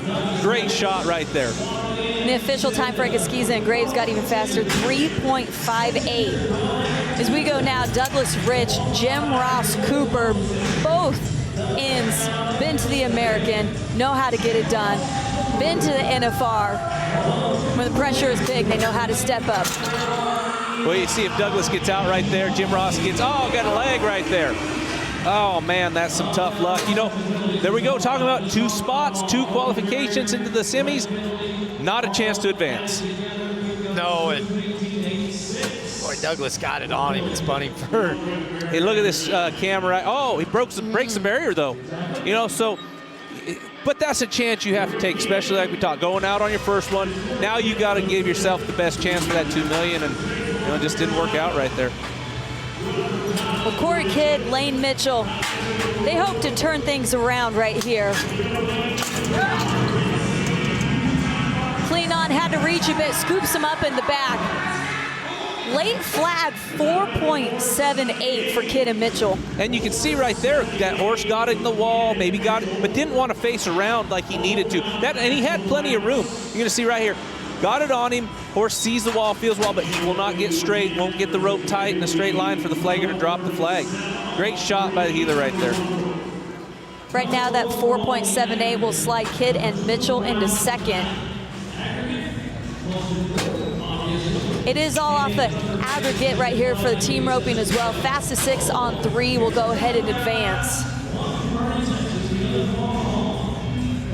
It's Tucker Men's, Jake Clay. Men's on the head end. He's been to the American just once in 2021, wants to do it again here. And runs like that could, very well get you there, but broke out. 14.09 with that penalty. You know, a great run, but you see how he's off the corner. This is probably as close to a steer wrestling start as you're going to get in the team rope, but he was off the corner before the gates opened all the way, didn't let that steer have a head start, and you can see what a great shot from our camera right there. They're pushing those barriers. Half the time it's working out. Half the time tonight it's not for Jake Cooper, Blaine Vick. They hope it works in their favor. Cooper on the head, 3-time NFR qualifier, 07, 15, and 19. He ropes well, and he's been doing it a very long time. Well, we kind of floated that one out there. You know, I didn't feel like he was aggressive getting his swing down across those horns. And again, go at him, go at him. Watch it right here. See, just kind of lets go over there. You know, just some tough luck right there, but I feel like you got to be a little more aggressive to those horns. only 4 qualified times right now, but 2 of those had a barrier, so we've got 2 clean runs at the top of the leaderboard. Wyatt Bray, Cutter Thomason. Wyatt, younger brother of 2020 world champ heeler Peyton Bray. This family knows how to rope. What about that? Oh! Had the head in, but it takes 2. And those 2 are missing in that heel lope. Yeah, and you'll see right here, a lot of rope out there, kind of gets in the wall, but to me, the heeler kind of ran past the corner. Kind of missed it. Missed the corner. That's a lot of distance between you and the steer to try to get a heel loop underneath there. Well, and that positioning is so important. You know, I spent a lot of time with the great Bobby Harris, and that's why nothing ever looks out of control, never looks, because he rides such great position. There's no time for Bray and Tomlinson. It's Tanner James, Phoenix Everano. You want to talk about a hand, this California cowboy, Tanner. He came to the house and steer wrestled with me when he was in high school, but he scored good, pulled just right. Oh, heeler missed the dallies right there. I don't know if that's going to be enough to get him advanced, but Tanner had to pull through there, got his horse picked up, and was able to get out of the barrier. What a hand. Where's that put him, Kate? To be able to see that there. 4.83, so 3rd in the round, but what it's all about is the aggregate here. Fantastic job getting out of there like that. It was great. And you know what? The heeler had his inside strand a little high. He had to let it set. Maybe that's what caused him to miss his dallies. Had to get those 2 feet in there. James Everano, that slides him into 2nd overall in that aggregate. It's Kidd and Mitchell on top.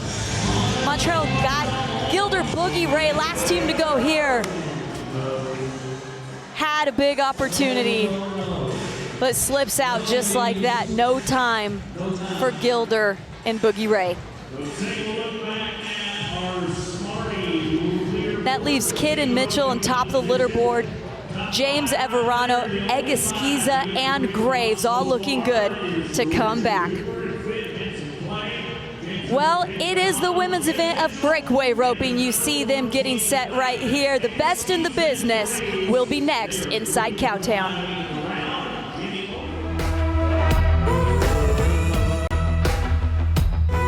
Shy and Caden, they're really excited and they're really looking forward to it. I know that they've got some nerves going on, but I think they're going to settle in and do so good. It's their turn to be in the spotlight. I think they're ready.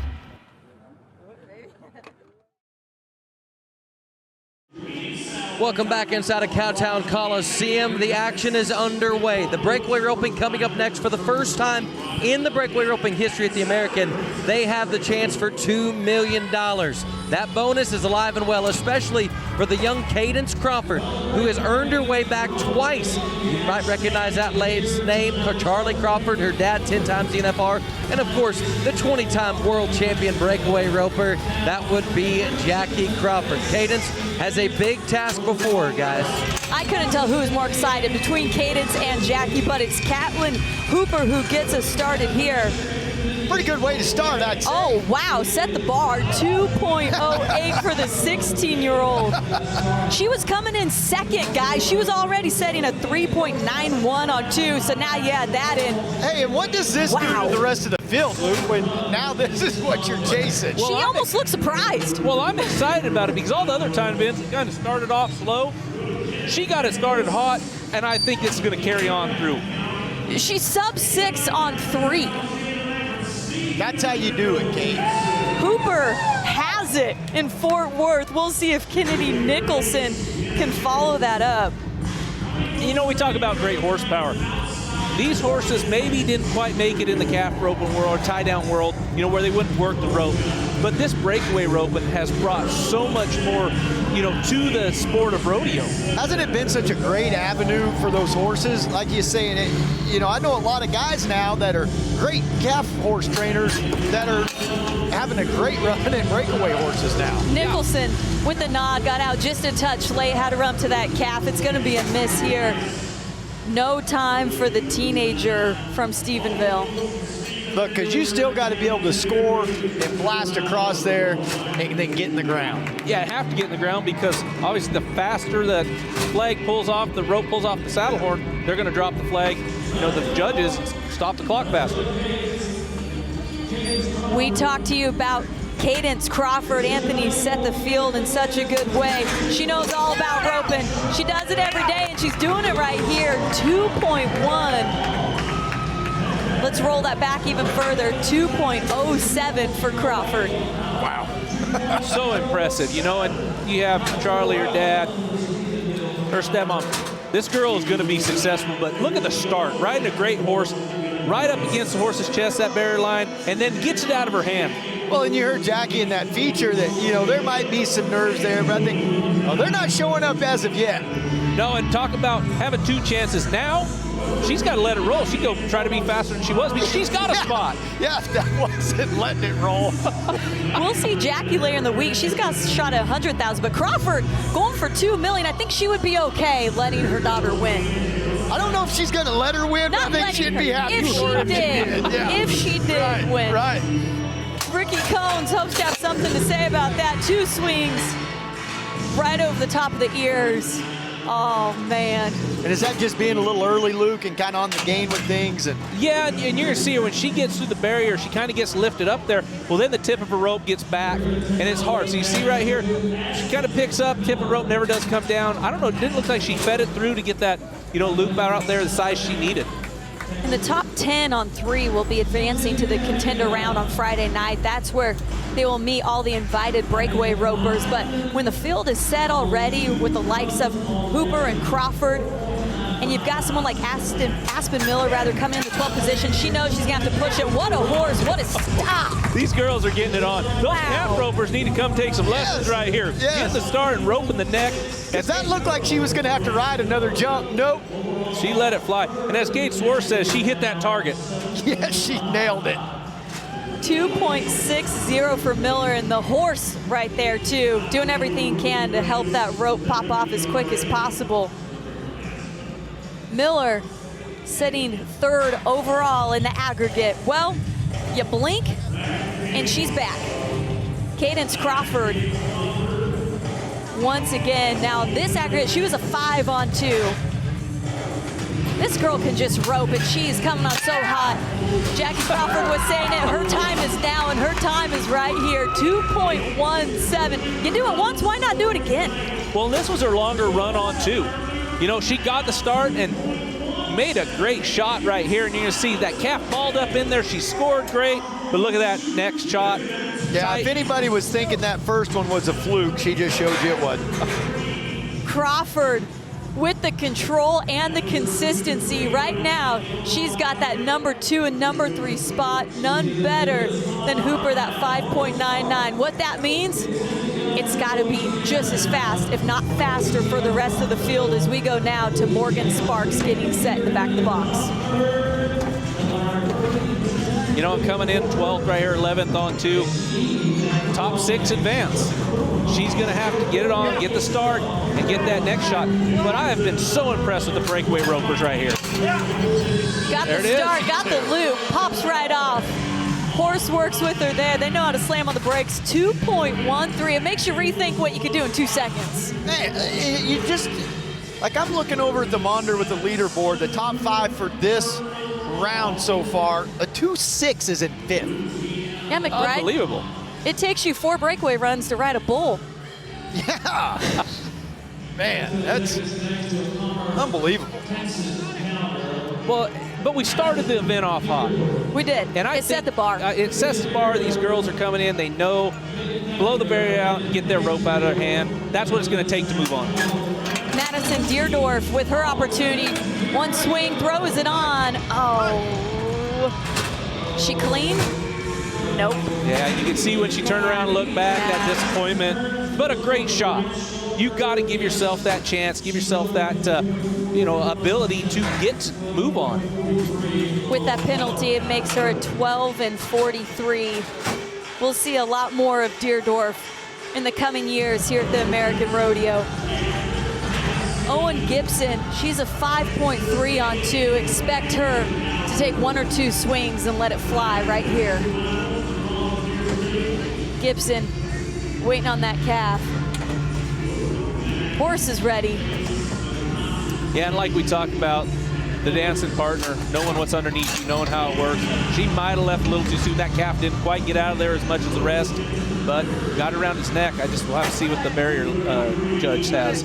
2 swings and a throw would have been a 233, but you called it here, Luke. 12 and 33 for Gibson.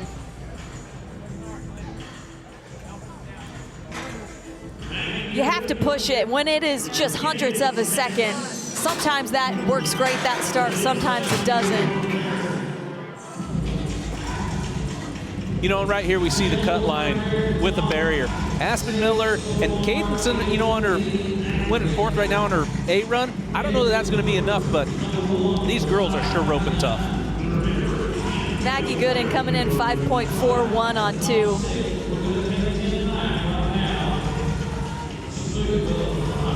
There's the nod. 1 swing, 2, 3 had to get up there. Pops off. Yeah. 3.25. Just went a little too far. The barrier was on that horse's chest. Calf tried a little bit. You see right here, leaves. Just that calf tried a little more than the rest. She took an extra swing to make sure she got him caught. At that time, it slides Gooden into the aggregate in that number 6 position. Still after today, have 2 more days of breakaway ropers get through. Top 10 will be headed to that contender round on Friday night as we go now to Haley Williams, daughter of the 8-time world champion Speed Williams. She's got the horses. There's a good look at Speed standing in the box with her. But look who's on the calf's head. I believe that's Charlie Crawford. You know, that's one thing you love about rodeo. Wow, great run. Let's see if she gets out of the barrier. Oh, she didn't. 2.81, but it's gonna cost her that 10, 12.18 for Williams. That was close. And you know, again, we talk about taking a chance. She was 541 or 524 coming in on 2 head. That horse is awesome. Sorry. See it slide right there? Taking a chance, trying to win something. That's what this event's about. Cheyenne Britton is taking that deep breath. She works with Jackie Crawford, ropes with her all the time.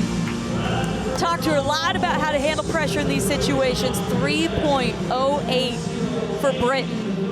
That's gonna slide her into number 6 right now in the aggregate.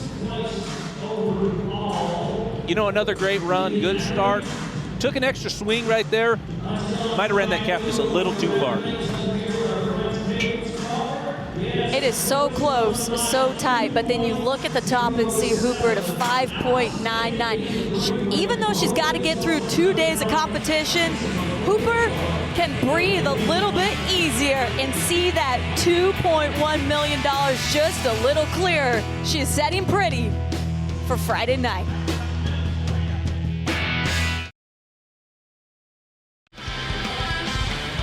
It's the Cavender's ride of the round, none better than Damian Brennan, 88 points. Hey, this Aussie made a great ride on a really good horse.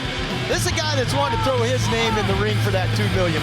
Yeah, and you can see the look on his face when he was nodding. It was all business right there.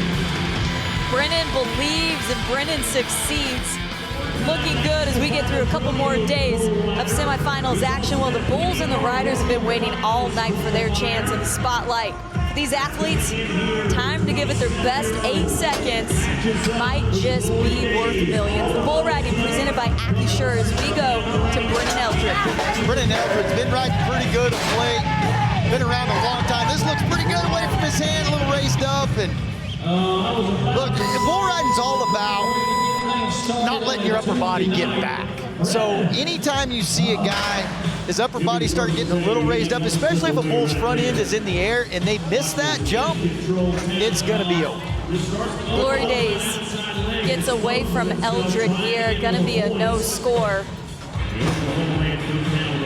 Steve Woolsey, he's gonna have Kingpin, 2005 PRCA overall bull riding rookie of the year, 36 years old, getting on the back of this bull. Yeah, you know, and you want to talk about a little long in the tooth for a bull rider, 36 years old. Talking to him, you know, he's been going, trying to get qualified for some of these bigger rodeos. This right here, we talk about $2 million, $2.1 million, life-changing money for this. Say, I ain't worried about getting qualified for those rodeos anymore. That's right. 10 years ago, Yeah, but a tough guy, like you're saying, Luke, been around a long time, been riding bulls at a high level for a long time. It's a big opportunity. Here in the bull riding, they're not bringing in any scores like we saw in the timed events. You have to ride to advance, and you have to hope that it's good enough. Top 12 scores will advance to Thursday. And then those top 12 will get one more for their opportunity for Friday. But all you need to know, he's got to have a score, and it's got to be good.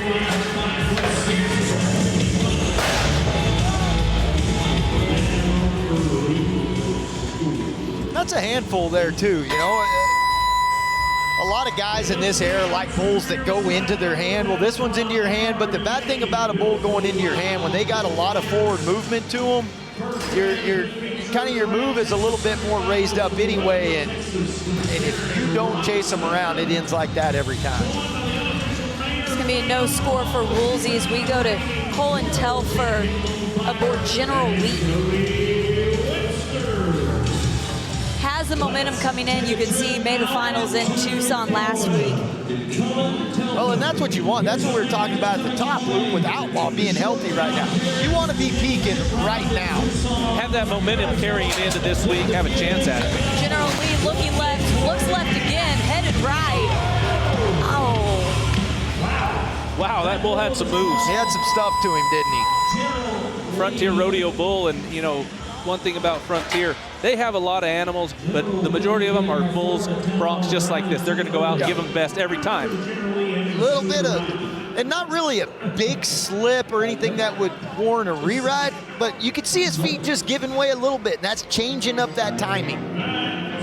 And that timing becomes a no score for Telfer as he lands on his feet out of the arena. DJ LaFleur, he's aboard Moonlight. Yeah, Luke, you bring up Frontier, and it's not just great bucking horses with that outfit. We've got really, really good bulls, and we haven't even seen the best of the bullpen yet with what they've got to offer, and there's been some really good ones out so far. His last qualifying ride is 82.5 at the Dixie National Rodeo Jackson, Mississippi. Needs to be bigger here. Let it fly, LaFleur. Just a nice one right here. Oh. Yeah, that's one you're supposed to ride in this situation. Yeah, you know, I mean, you've got to be able to ride that kind if you want to move on, obviously. But to have a legit shot at that $2 million, you're going to have to chew those kind up. Right. No score for LaFleur. And yet to see a qualified ride right here, but much more bull riding to come when we get back to the historic Cowtown Coliseum, the American Rodeo. Stay with us.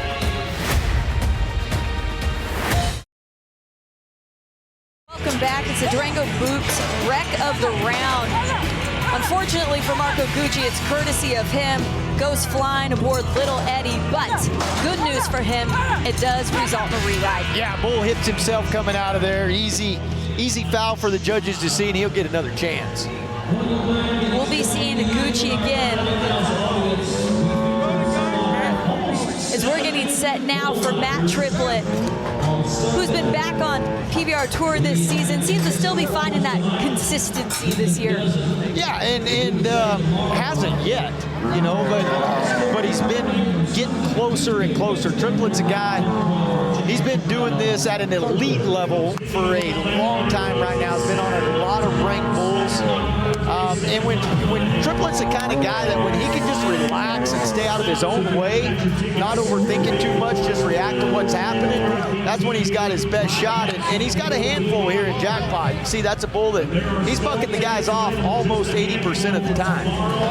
For those of you watching right now on Cowboy Channel, our coverage will conclude after the commercial break here, but we'll continue live coverage on Pluto TV, so you can find us by going to PBR's Ride Pass channel 720 on Pluto TV. Love that Pluto TV. I've got it on my phone. And it's free. It's just free. It's really easy, Luke. I'm telling you. Free. I'll help you out with it. You sure perked up over there. Yeah, free to a bulldog, especially free buffets, but free to us is amazing. Where do you find those at? We just walk in, big group of us. They usually don't ask any questions. Triplet has been to the American 3 times, but bucked up all opportunities, never advanced out of the long round. Oh, and they're just trying to get this bull off of the gate. If one's leaning on the gate, when they release that pressure, when they open the gate, there's a good chance they'll fall. And you don't want that.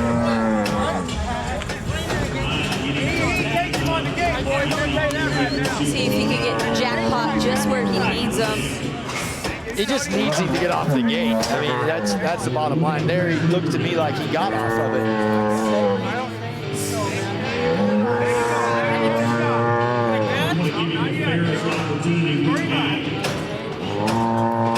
Now he's down in the chute, Justin. Things usually get worse. The longer you spend in there, the worse it can go. Like he's standing good right there. That's where you'd want to see him take a shot. Triplet going to get a re-ride again. For those of you that are watching us on the Cowboy channel, make sure you watch tomorrow, but our coverage will continue after the commercial break on Pluto TV, channel 720.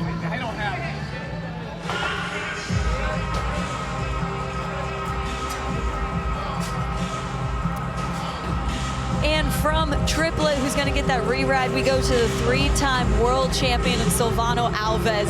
You think bull riding and millions, 3 world championships will get you that, but how much you would love to add a couple more million to that resume. Yeah, and be able to do it in the course of over just under a week's time. That's I think it'll be the big difference for a lot of these PBR guys, just for riding a handful of bulls, having that opportunity at $2 million. And make no mistake about it, Silvano can still really ride. He's probably a little more one-directional than what he was when he was winning those world titles. He's a little more weighted to the right, not quite as good to the left right now. But he can still ride when he gets out of the chute. And he did just that in 2015, guys. He was the American champion that year, taking home that $100,000 paycheck.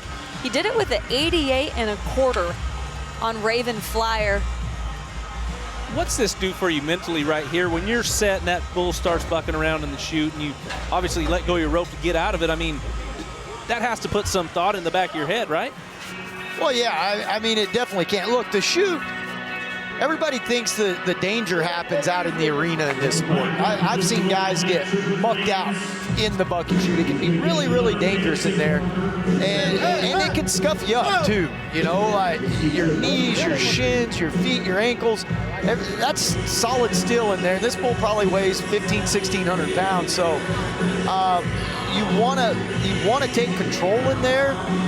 You want to be smooth in there, but take charge of things and get out as quick as you can. Alves matching up with High Tech is the bull. And this is a really good matchup for Silvano. This is a bull that Sage Kimsey's been as many as 87 points on, and that's the kind of score that you're going to be looking for to try and make it into that top 12.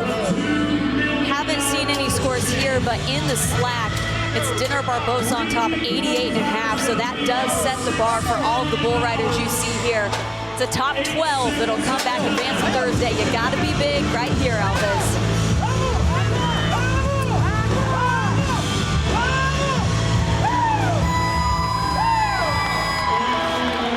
Right to his hand, then took that jump left. Alves pumped about that one. Yeah, and that's just a good, solid ride right there.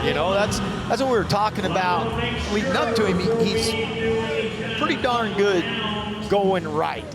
He has his struggles when they go to the left, but like this one, just a big look left, back around to the right. Silvano's gonna chew that one up 100 out of 100 times.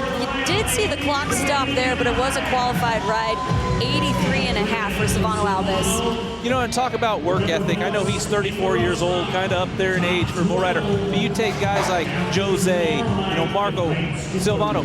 These guys' work ethic, but not even in the arena, but at the gym, they put a lot into it. Well, it's got to be. We talk about guys like Casey Field that have raised the bar so high in the bareback ride. Jose Vitor Limi has done that in the bull riding. And if you want any chance of keeping up, you better be putting in the work. At 83.5 has Alvis at number 4 position. Roscoe Jarbo aboard California 11. Not going to love the way this one results right here at that no score.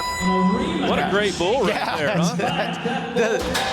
The bulls, the broncs, the bears, they've all been really even, and that's, like this bull, you can't fault him one bit. That's just a really cool bull. Talk about that bull, where he starts his spin to where he finishes it with, getting the cowboy on the ground. That was pretty impressive and how athletic he is. From comebacks to victories to making the most of big moments when it matters, Chase Outlaw knows how to do just that. Just back on the PBR Tour from being injured. A huge momentum last week in Little Rock, and now brings that here to Fort Worth. If he gets this done, you imagine Chase Outlaw winning $2 million, what kind of interview you'd get there? Hey, it's a real possibility, too. So would be good. Anthony better get ready. Because Outlaw, look, this guy, he's a really easy guy to root for. He's been through just some horrendous injuries. He's got plates and like 68 screws in his face. And then over the last couple of years, it's been shoulders having to be rebuilt, throwings, knees, all these things, and he keeps coming back. And he doesn't just come back, he means it when he comes back.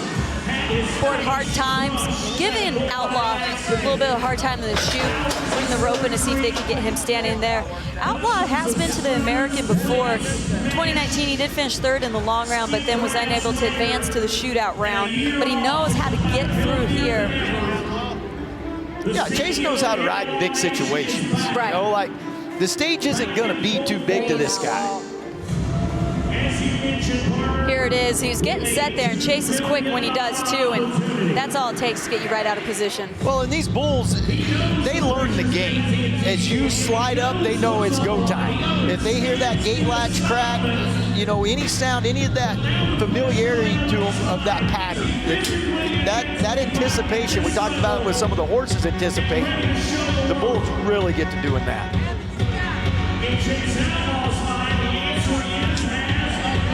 See him working that rope, just trying to keep that bull calm and relaxed right there. Outlaw, hard times. Looks left, goes left, into his hand. Oh, nice. Big in the air. Oh. And he keeps going, though. That's what I'm doing. Outlaw can't be stopped. Look how fired up all the guys are on the back of the chutes. That's cowboy stuff right there, man. Wow. Chase Outlaw, we talked about it, highlighting him at the top of the show. When big moments are on the line, he knows how to make big moves to get there. Just how big will it be? Watch this. Right there. Oh. Hey, most people, most human beings on this planet will never know what that is like, right? So not only to get on a bull, first and foremost, Rich, but for one of them to bring you and hit you in the face and you just blow up, that's big time stuff. Numbers finally in, 86.5 for Outlaw. That puts him number 2 right now. That'd have been tough for me. I had to give him some extra points for getting smacked in the face and then taking his helmet off. I know, it'd be hard not to, right? This is a big matchup here, guys. Keyshawn Whitehorse on Magic Poison. This is a really, really good bull. Should be around to the right. Keyshawn has been struggling late, but this is a big chance to turn it around.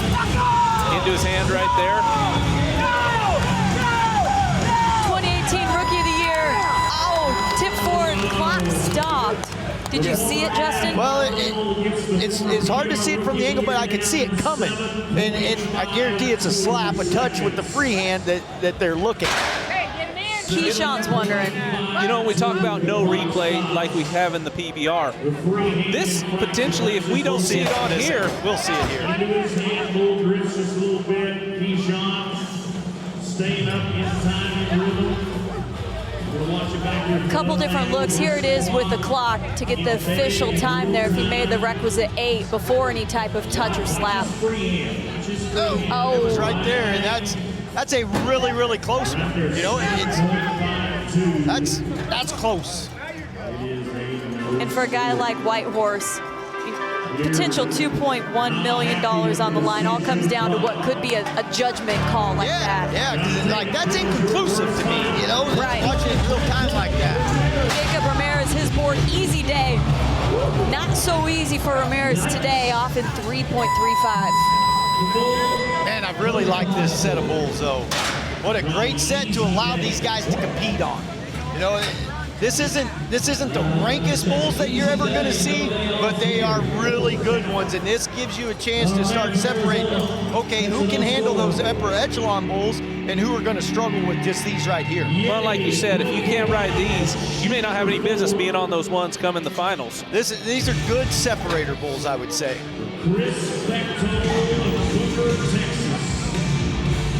Clearwater for bronze here underneath another man that qualified. Chris Beckel going next. You're seeing Iguchi getting set while he takes his wrap. It's going to be all Chris on Clearwater here.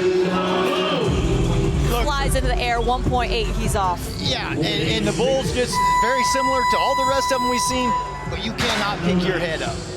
When you pick your head up, it's like double grabbing in the bronc riding or the bareback ride. Like, when you lose sight of them, it's over. You're not giving yourself a chance to be there the next jump. Rides that bull, made the corners like his head moved, and like you said, he lost sight of him, hits the ground. No score for Beckel as we get back now to Marco Iguchi on his re-ride. Electric City is the bull.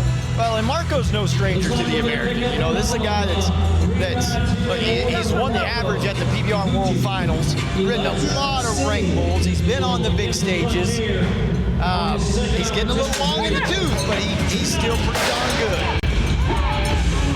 Gucci away from his hand, gets back set centered. Oh. Just a couple seconds shy here. He's gonna be disappointed about that one. Yeah, and he knows he's got to get forward. Yeah. But he's doing it in more of just a lean. You've got to be able to get up off your butt. Back's got to be straight and chase that front end away, because when all the weight sits on your butt, it comes off of your feet. That's why they're bouncing around, and then you're catching all the kick from the bull.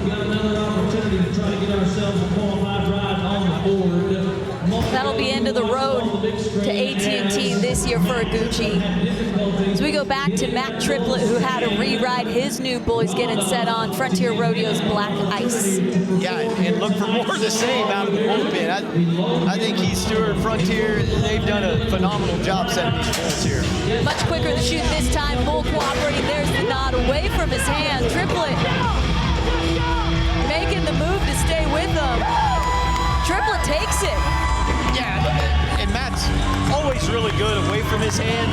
And a bull with good timing like this, when he gets in that groove, gets in that spot, it gets easy for this guy.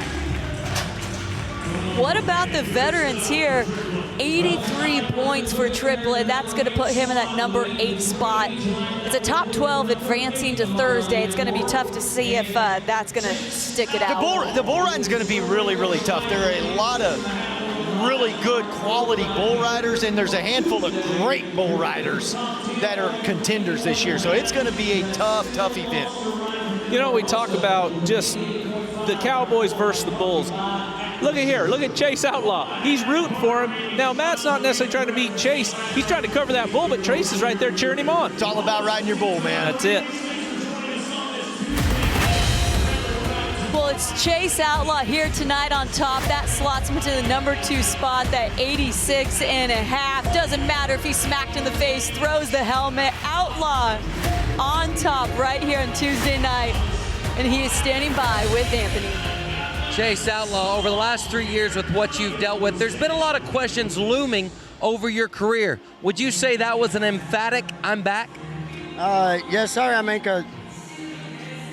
yeah, that's been the hardest thing. Everybody like, well, where's he been? Is he done? Is he retired? Far from retiring. I mean, this sport right here is bull riding. I mean, injury can happen each and every time, and I've been on the sidelines, and You know, I don't consider it a hindrance. I just figure, I say it as God testing me, if this is what you really want, and when you pass the test and just keep putting you through tests and you keep passing it, you'll find out how strong you are. And I love this sport of bull riding, and yeah, I'm just, thank God I'm back on top doing what I love to do, and woo, I'm coming for them Sunday. We got to think, what is it? We got to ride Thursday and Friday and Sunday, so one bull at a time. What are they running under me next? Well, you talk about you passing the test, and tonight indeed was a test. Midway through that ride, you take a big shot in the face, and earlier you said that it completely wrecked your helmet. Yeah, when I was riding, it hit me, and my helmet just went in my face. Heck, I had to take my helmet off to keep riding. When the whistle blew, I had to take my helmet off because it was all up in my face. And but that right there, that's focus, and yeah, we'll look forward to seeing them over there. When you get hit in the face like that, it's almost like during a prize fight. Does it just urge you and just fuel your fire that much more to make the whistle? It does. It does. I want to, when one does that, I want to say, you take that. You want to try something? Like you want to have a measuring contest? We'll see whose is bigger. Just like if a bull tries whooping me down right out of the gate, that I'll really, I mean, not trying to hurt the animal, but it is like a fist fight. And if you want to try to hit me in the face first, then I'm gonna let you have it. And it always don't work out that way, but you know, win, lose, or draw, I'm gonna be taking the fight to them. Well, you've had chances to win the $1 million bonus by winning a PBR World title. What would $2 million mean to Chase Outlaw? It'd be life-changing. We won't be in debt no more, that's for sure, but it wouldn't change Chase Outlaw as a whole. We just wouldn't be owing the bank no money, that's for sure. And yeah, babies, everything be good. Well, we've been saying it since the top that Outlaw, if given the opportunity for that $2 million, one to watch. You want effort? Just look up Chase Outlaw. You get it every time, and you got it here in a big way. You want grit, determination, and a tough competitor? That's Chase Outlaw right there, Kate. He's the man. Outlaw outlasts on a Tuesday night.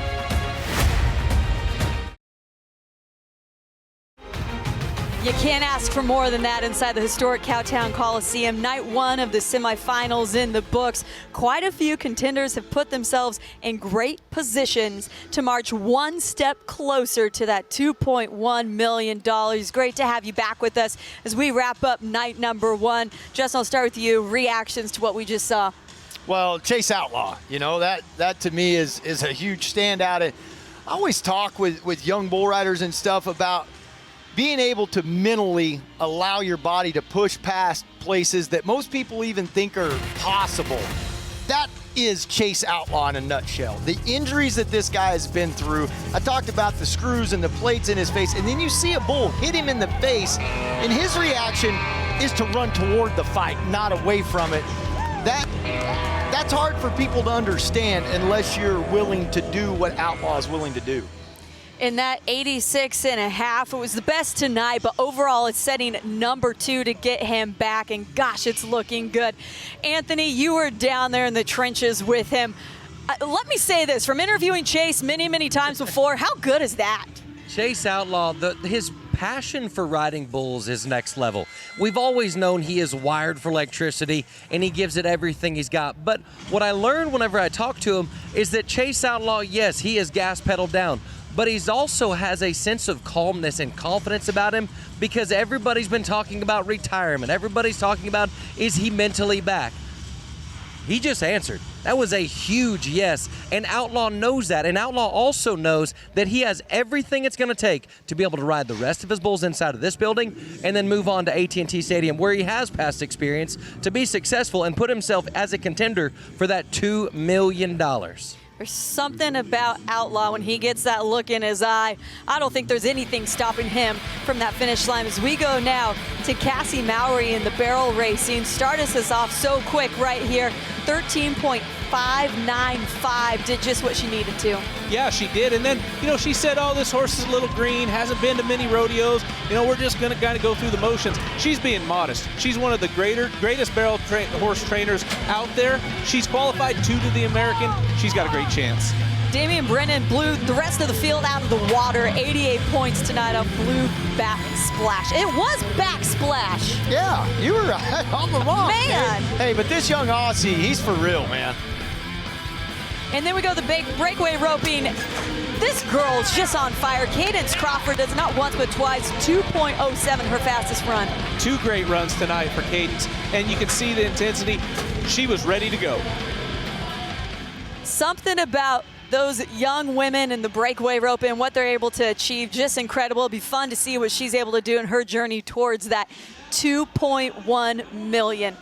But what we saw tonight was just the first night of semifinals. We've got a couple more rounds of that before we get to what we're calling the contender round on Friday night, where they meet the invited athletes. From what you saw tonight, what do you expect when we get into this competition the rest of the week? No, I love what I've seen tonight. I mean, I feel like this is the strongest group of contenders to have a legit shot at winning that $2 million as there's ever been set for the American. And it was night 1, so this group knew they had to come in and set the bar. They couldn't wait to see what everyone else was going to do. Yeah, and we've seen contenders in all the events that have been successful at the American or got themselves in position to be successful, so it is going to be an exciting week. The 9th edition of the American, unlike any other, it's not $1 million on the line. It's over $2 million on the line, and what you saw tonight, everyone wants a piece of that, if not all of it. It's going to be such a great week right here in Fort Worth. So glad you're able to join us for night number 1. For this entire crew, Justin McBride, Luke Branquino, Anthony Lucia, I'm Kate Harrison. Our American Rodeo crew is here. We're ready. We're pumped for the rest of the week, but what a way to start it. In every single event we saw, it was the grit, it was the toughness, it was the bravery, it was everything you needed to march one step closer to that pot of gold that is sitting inside AT&T Stadium come Sunday. No better way to get things started here than with the rodeo we saw tonight. Can't wait to see what tomorrow holds. We'll see you there, right here on the American Rodeo.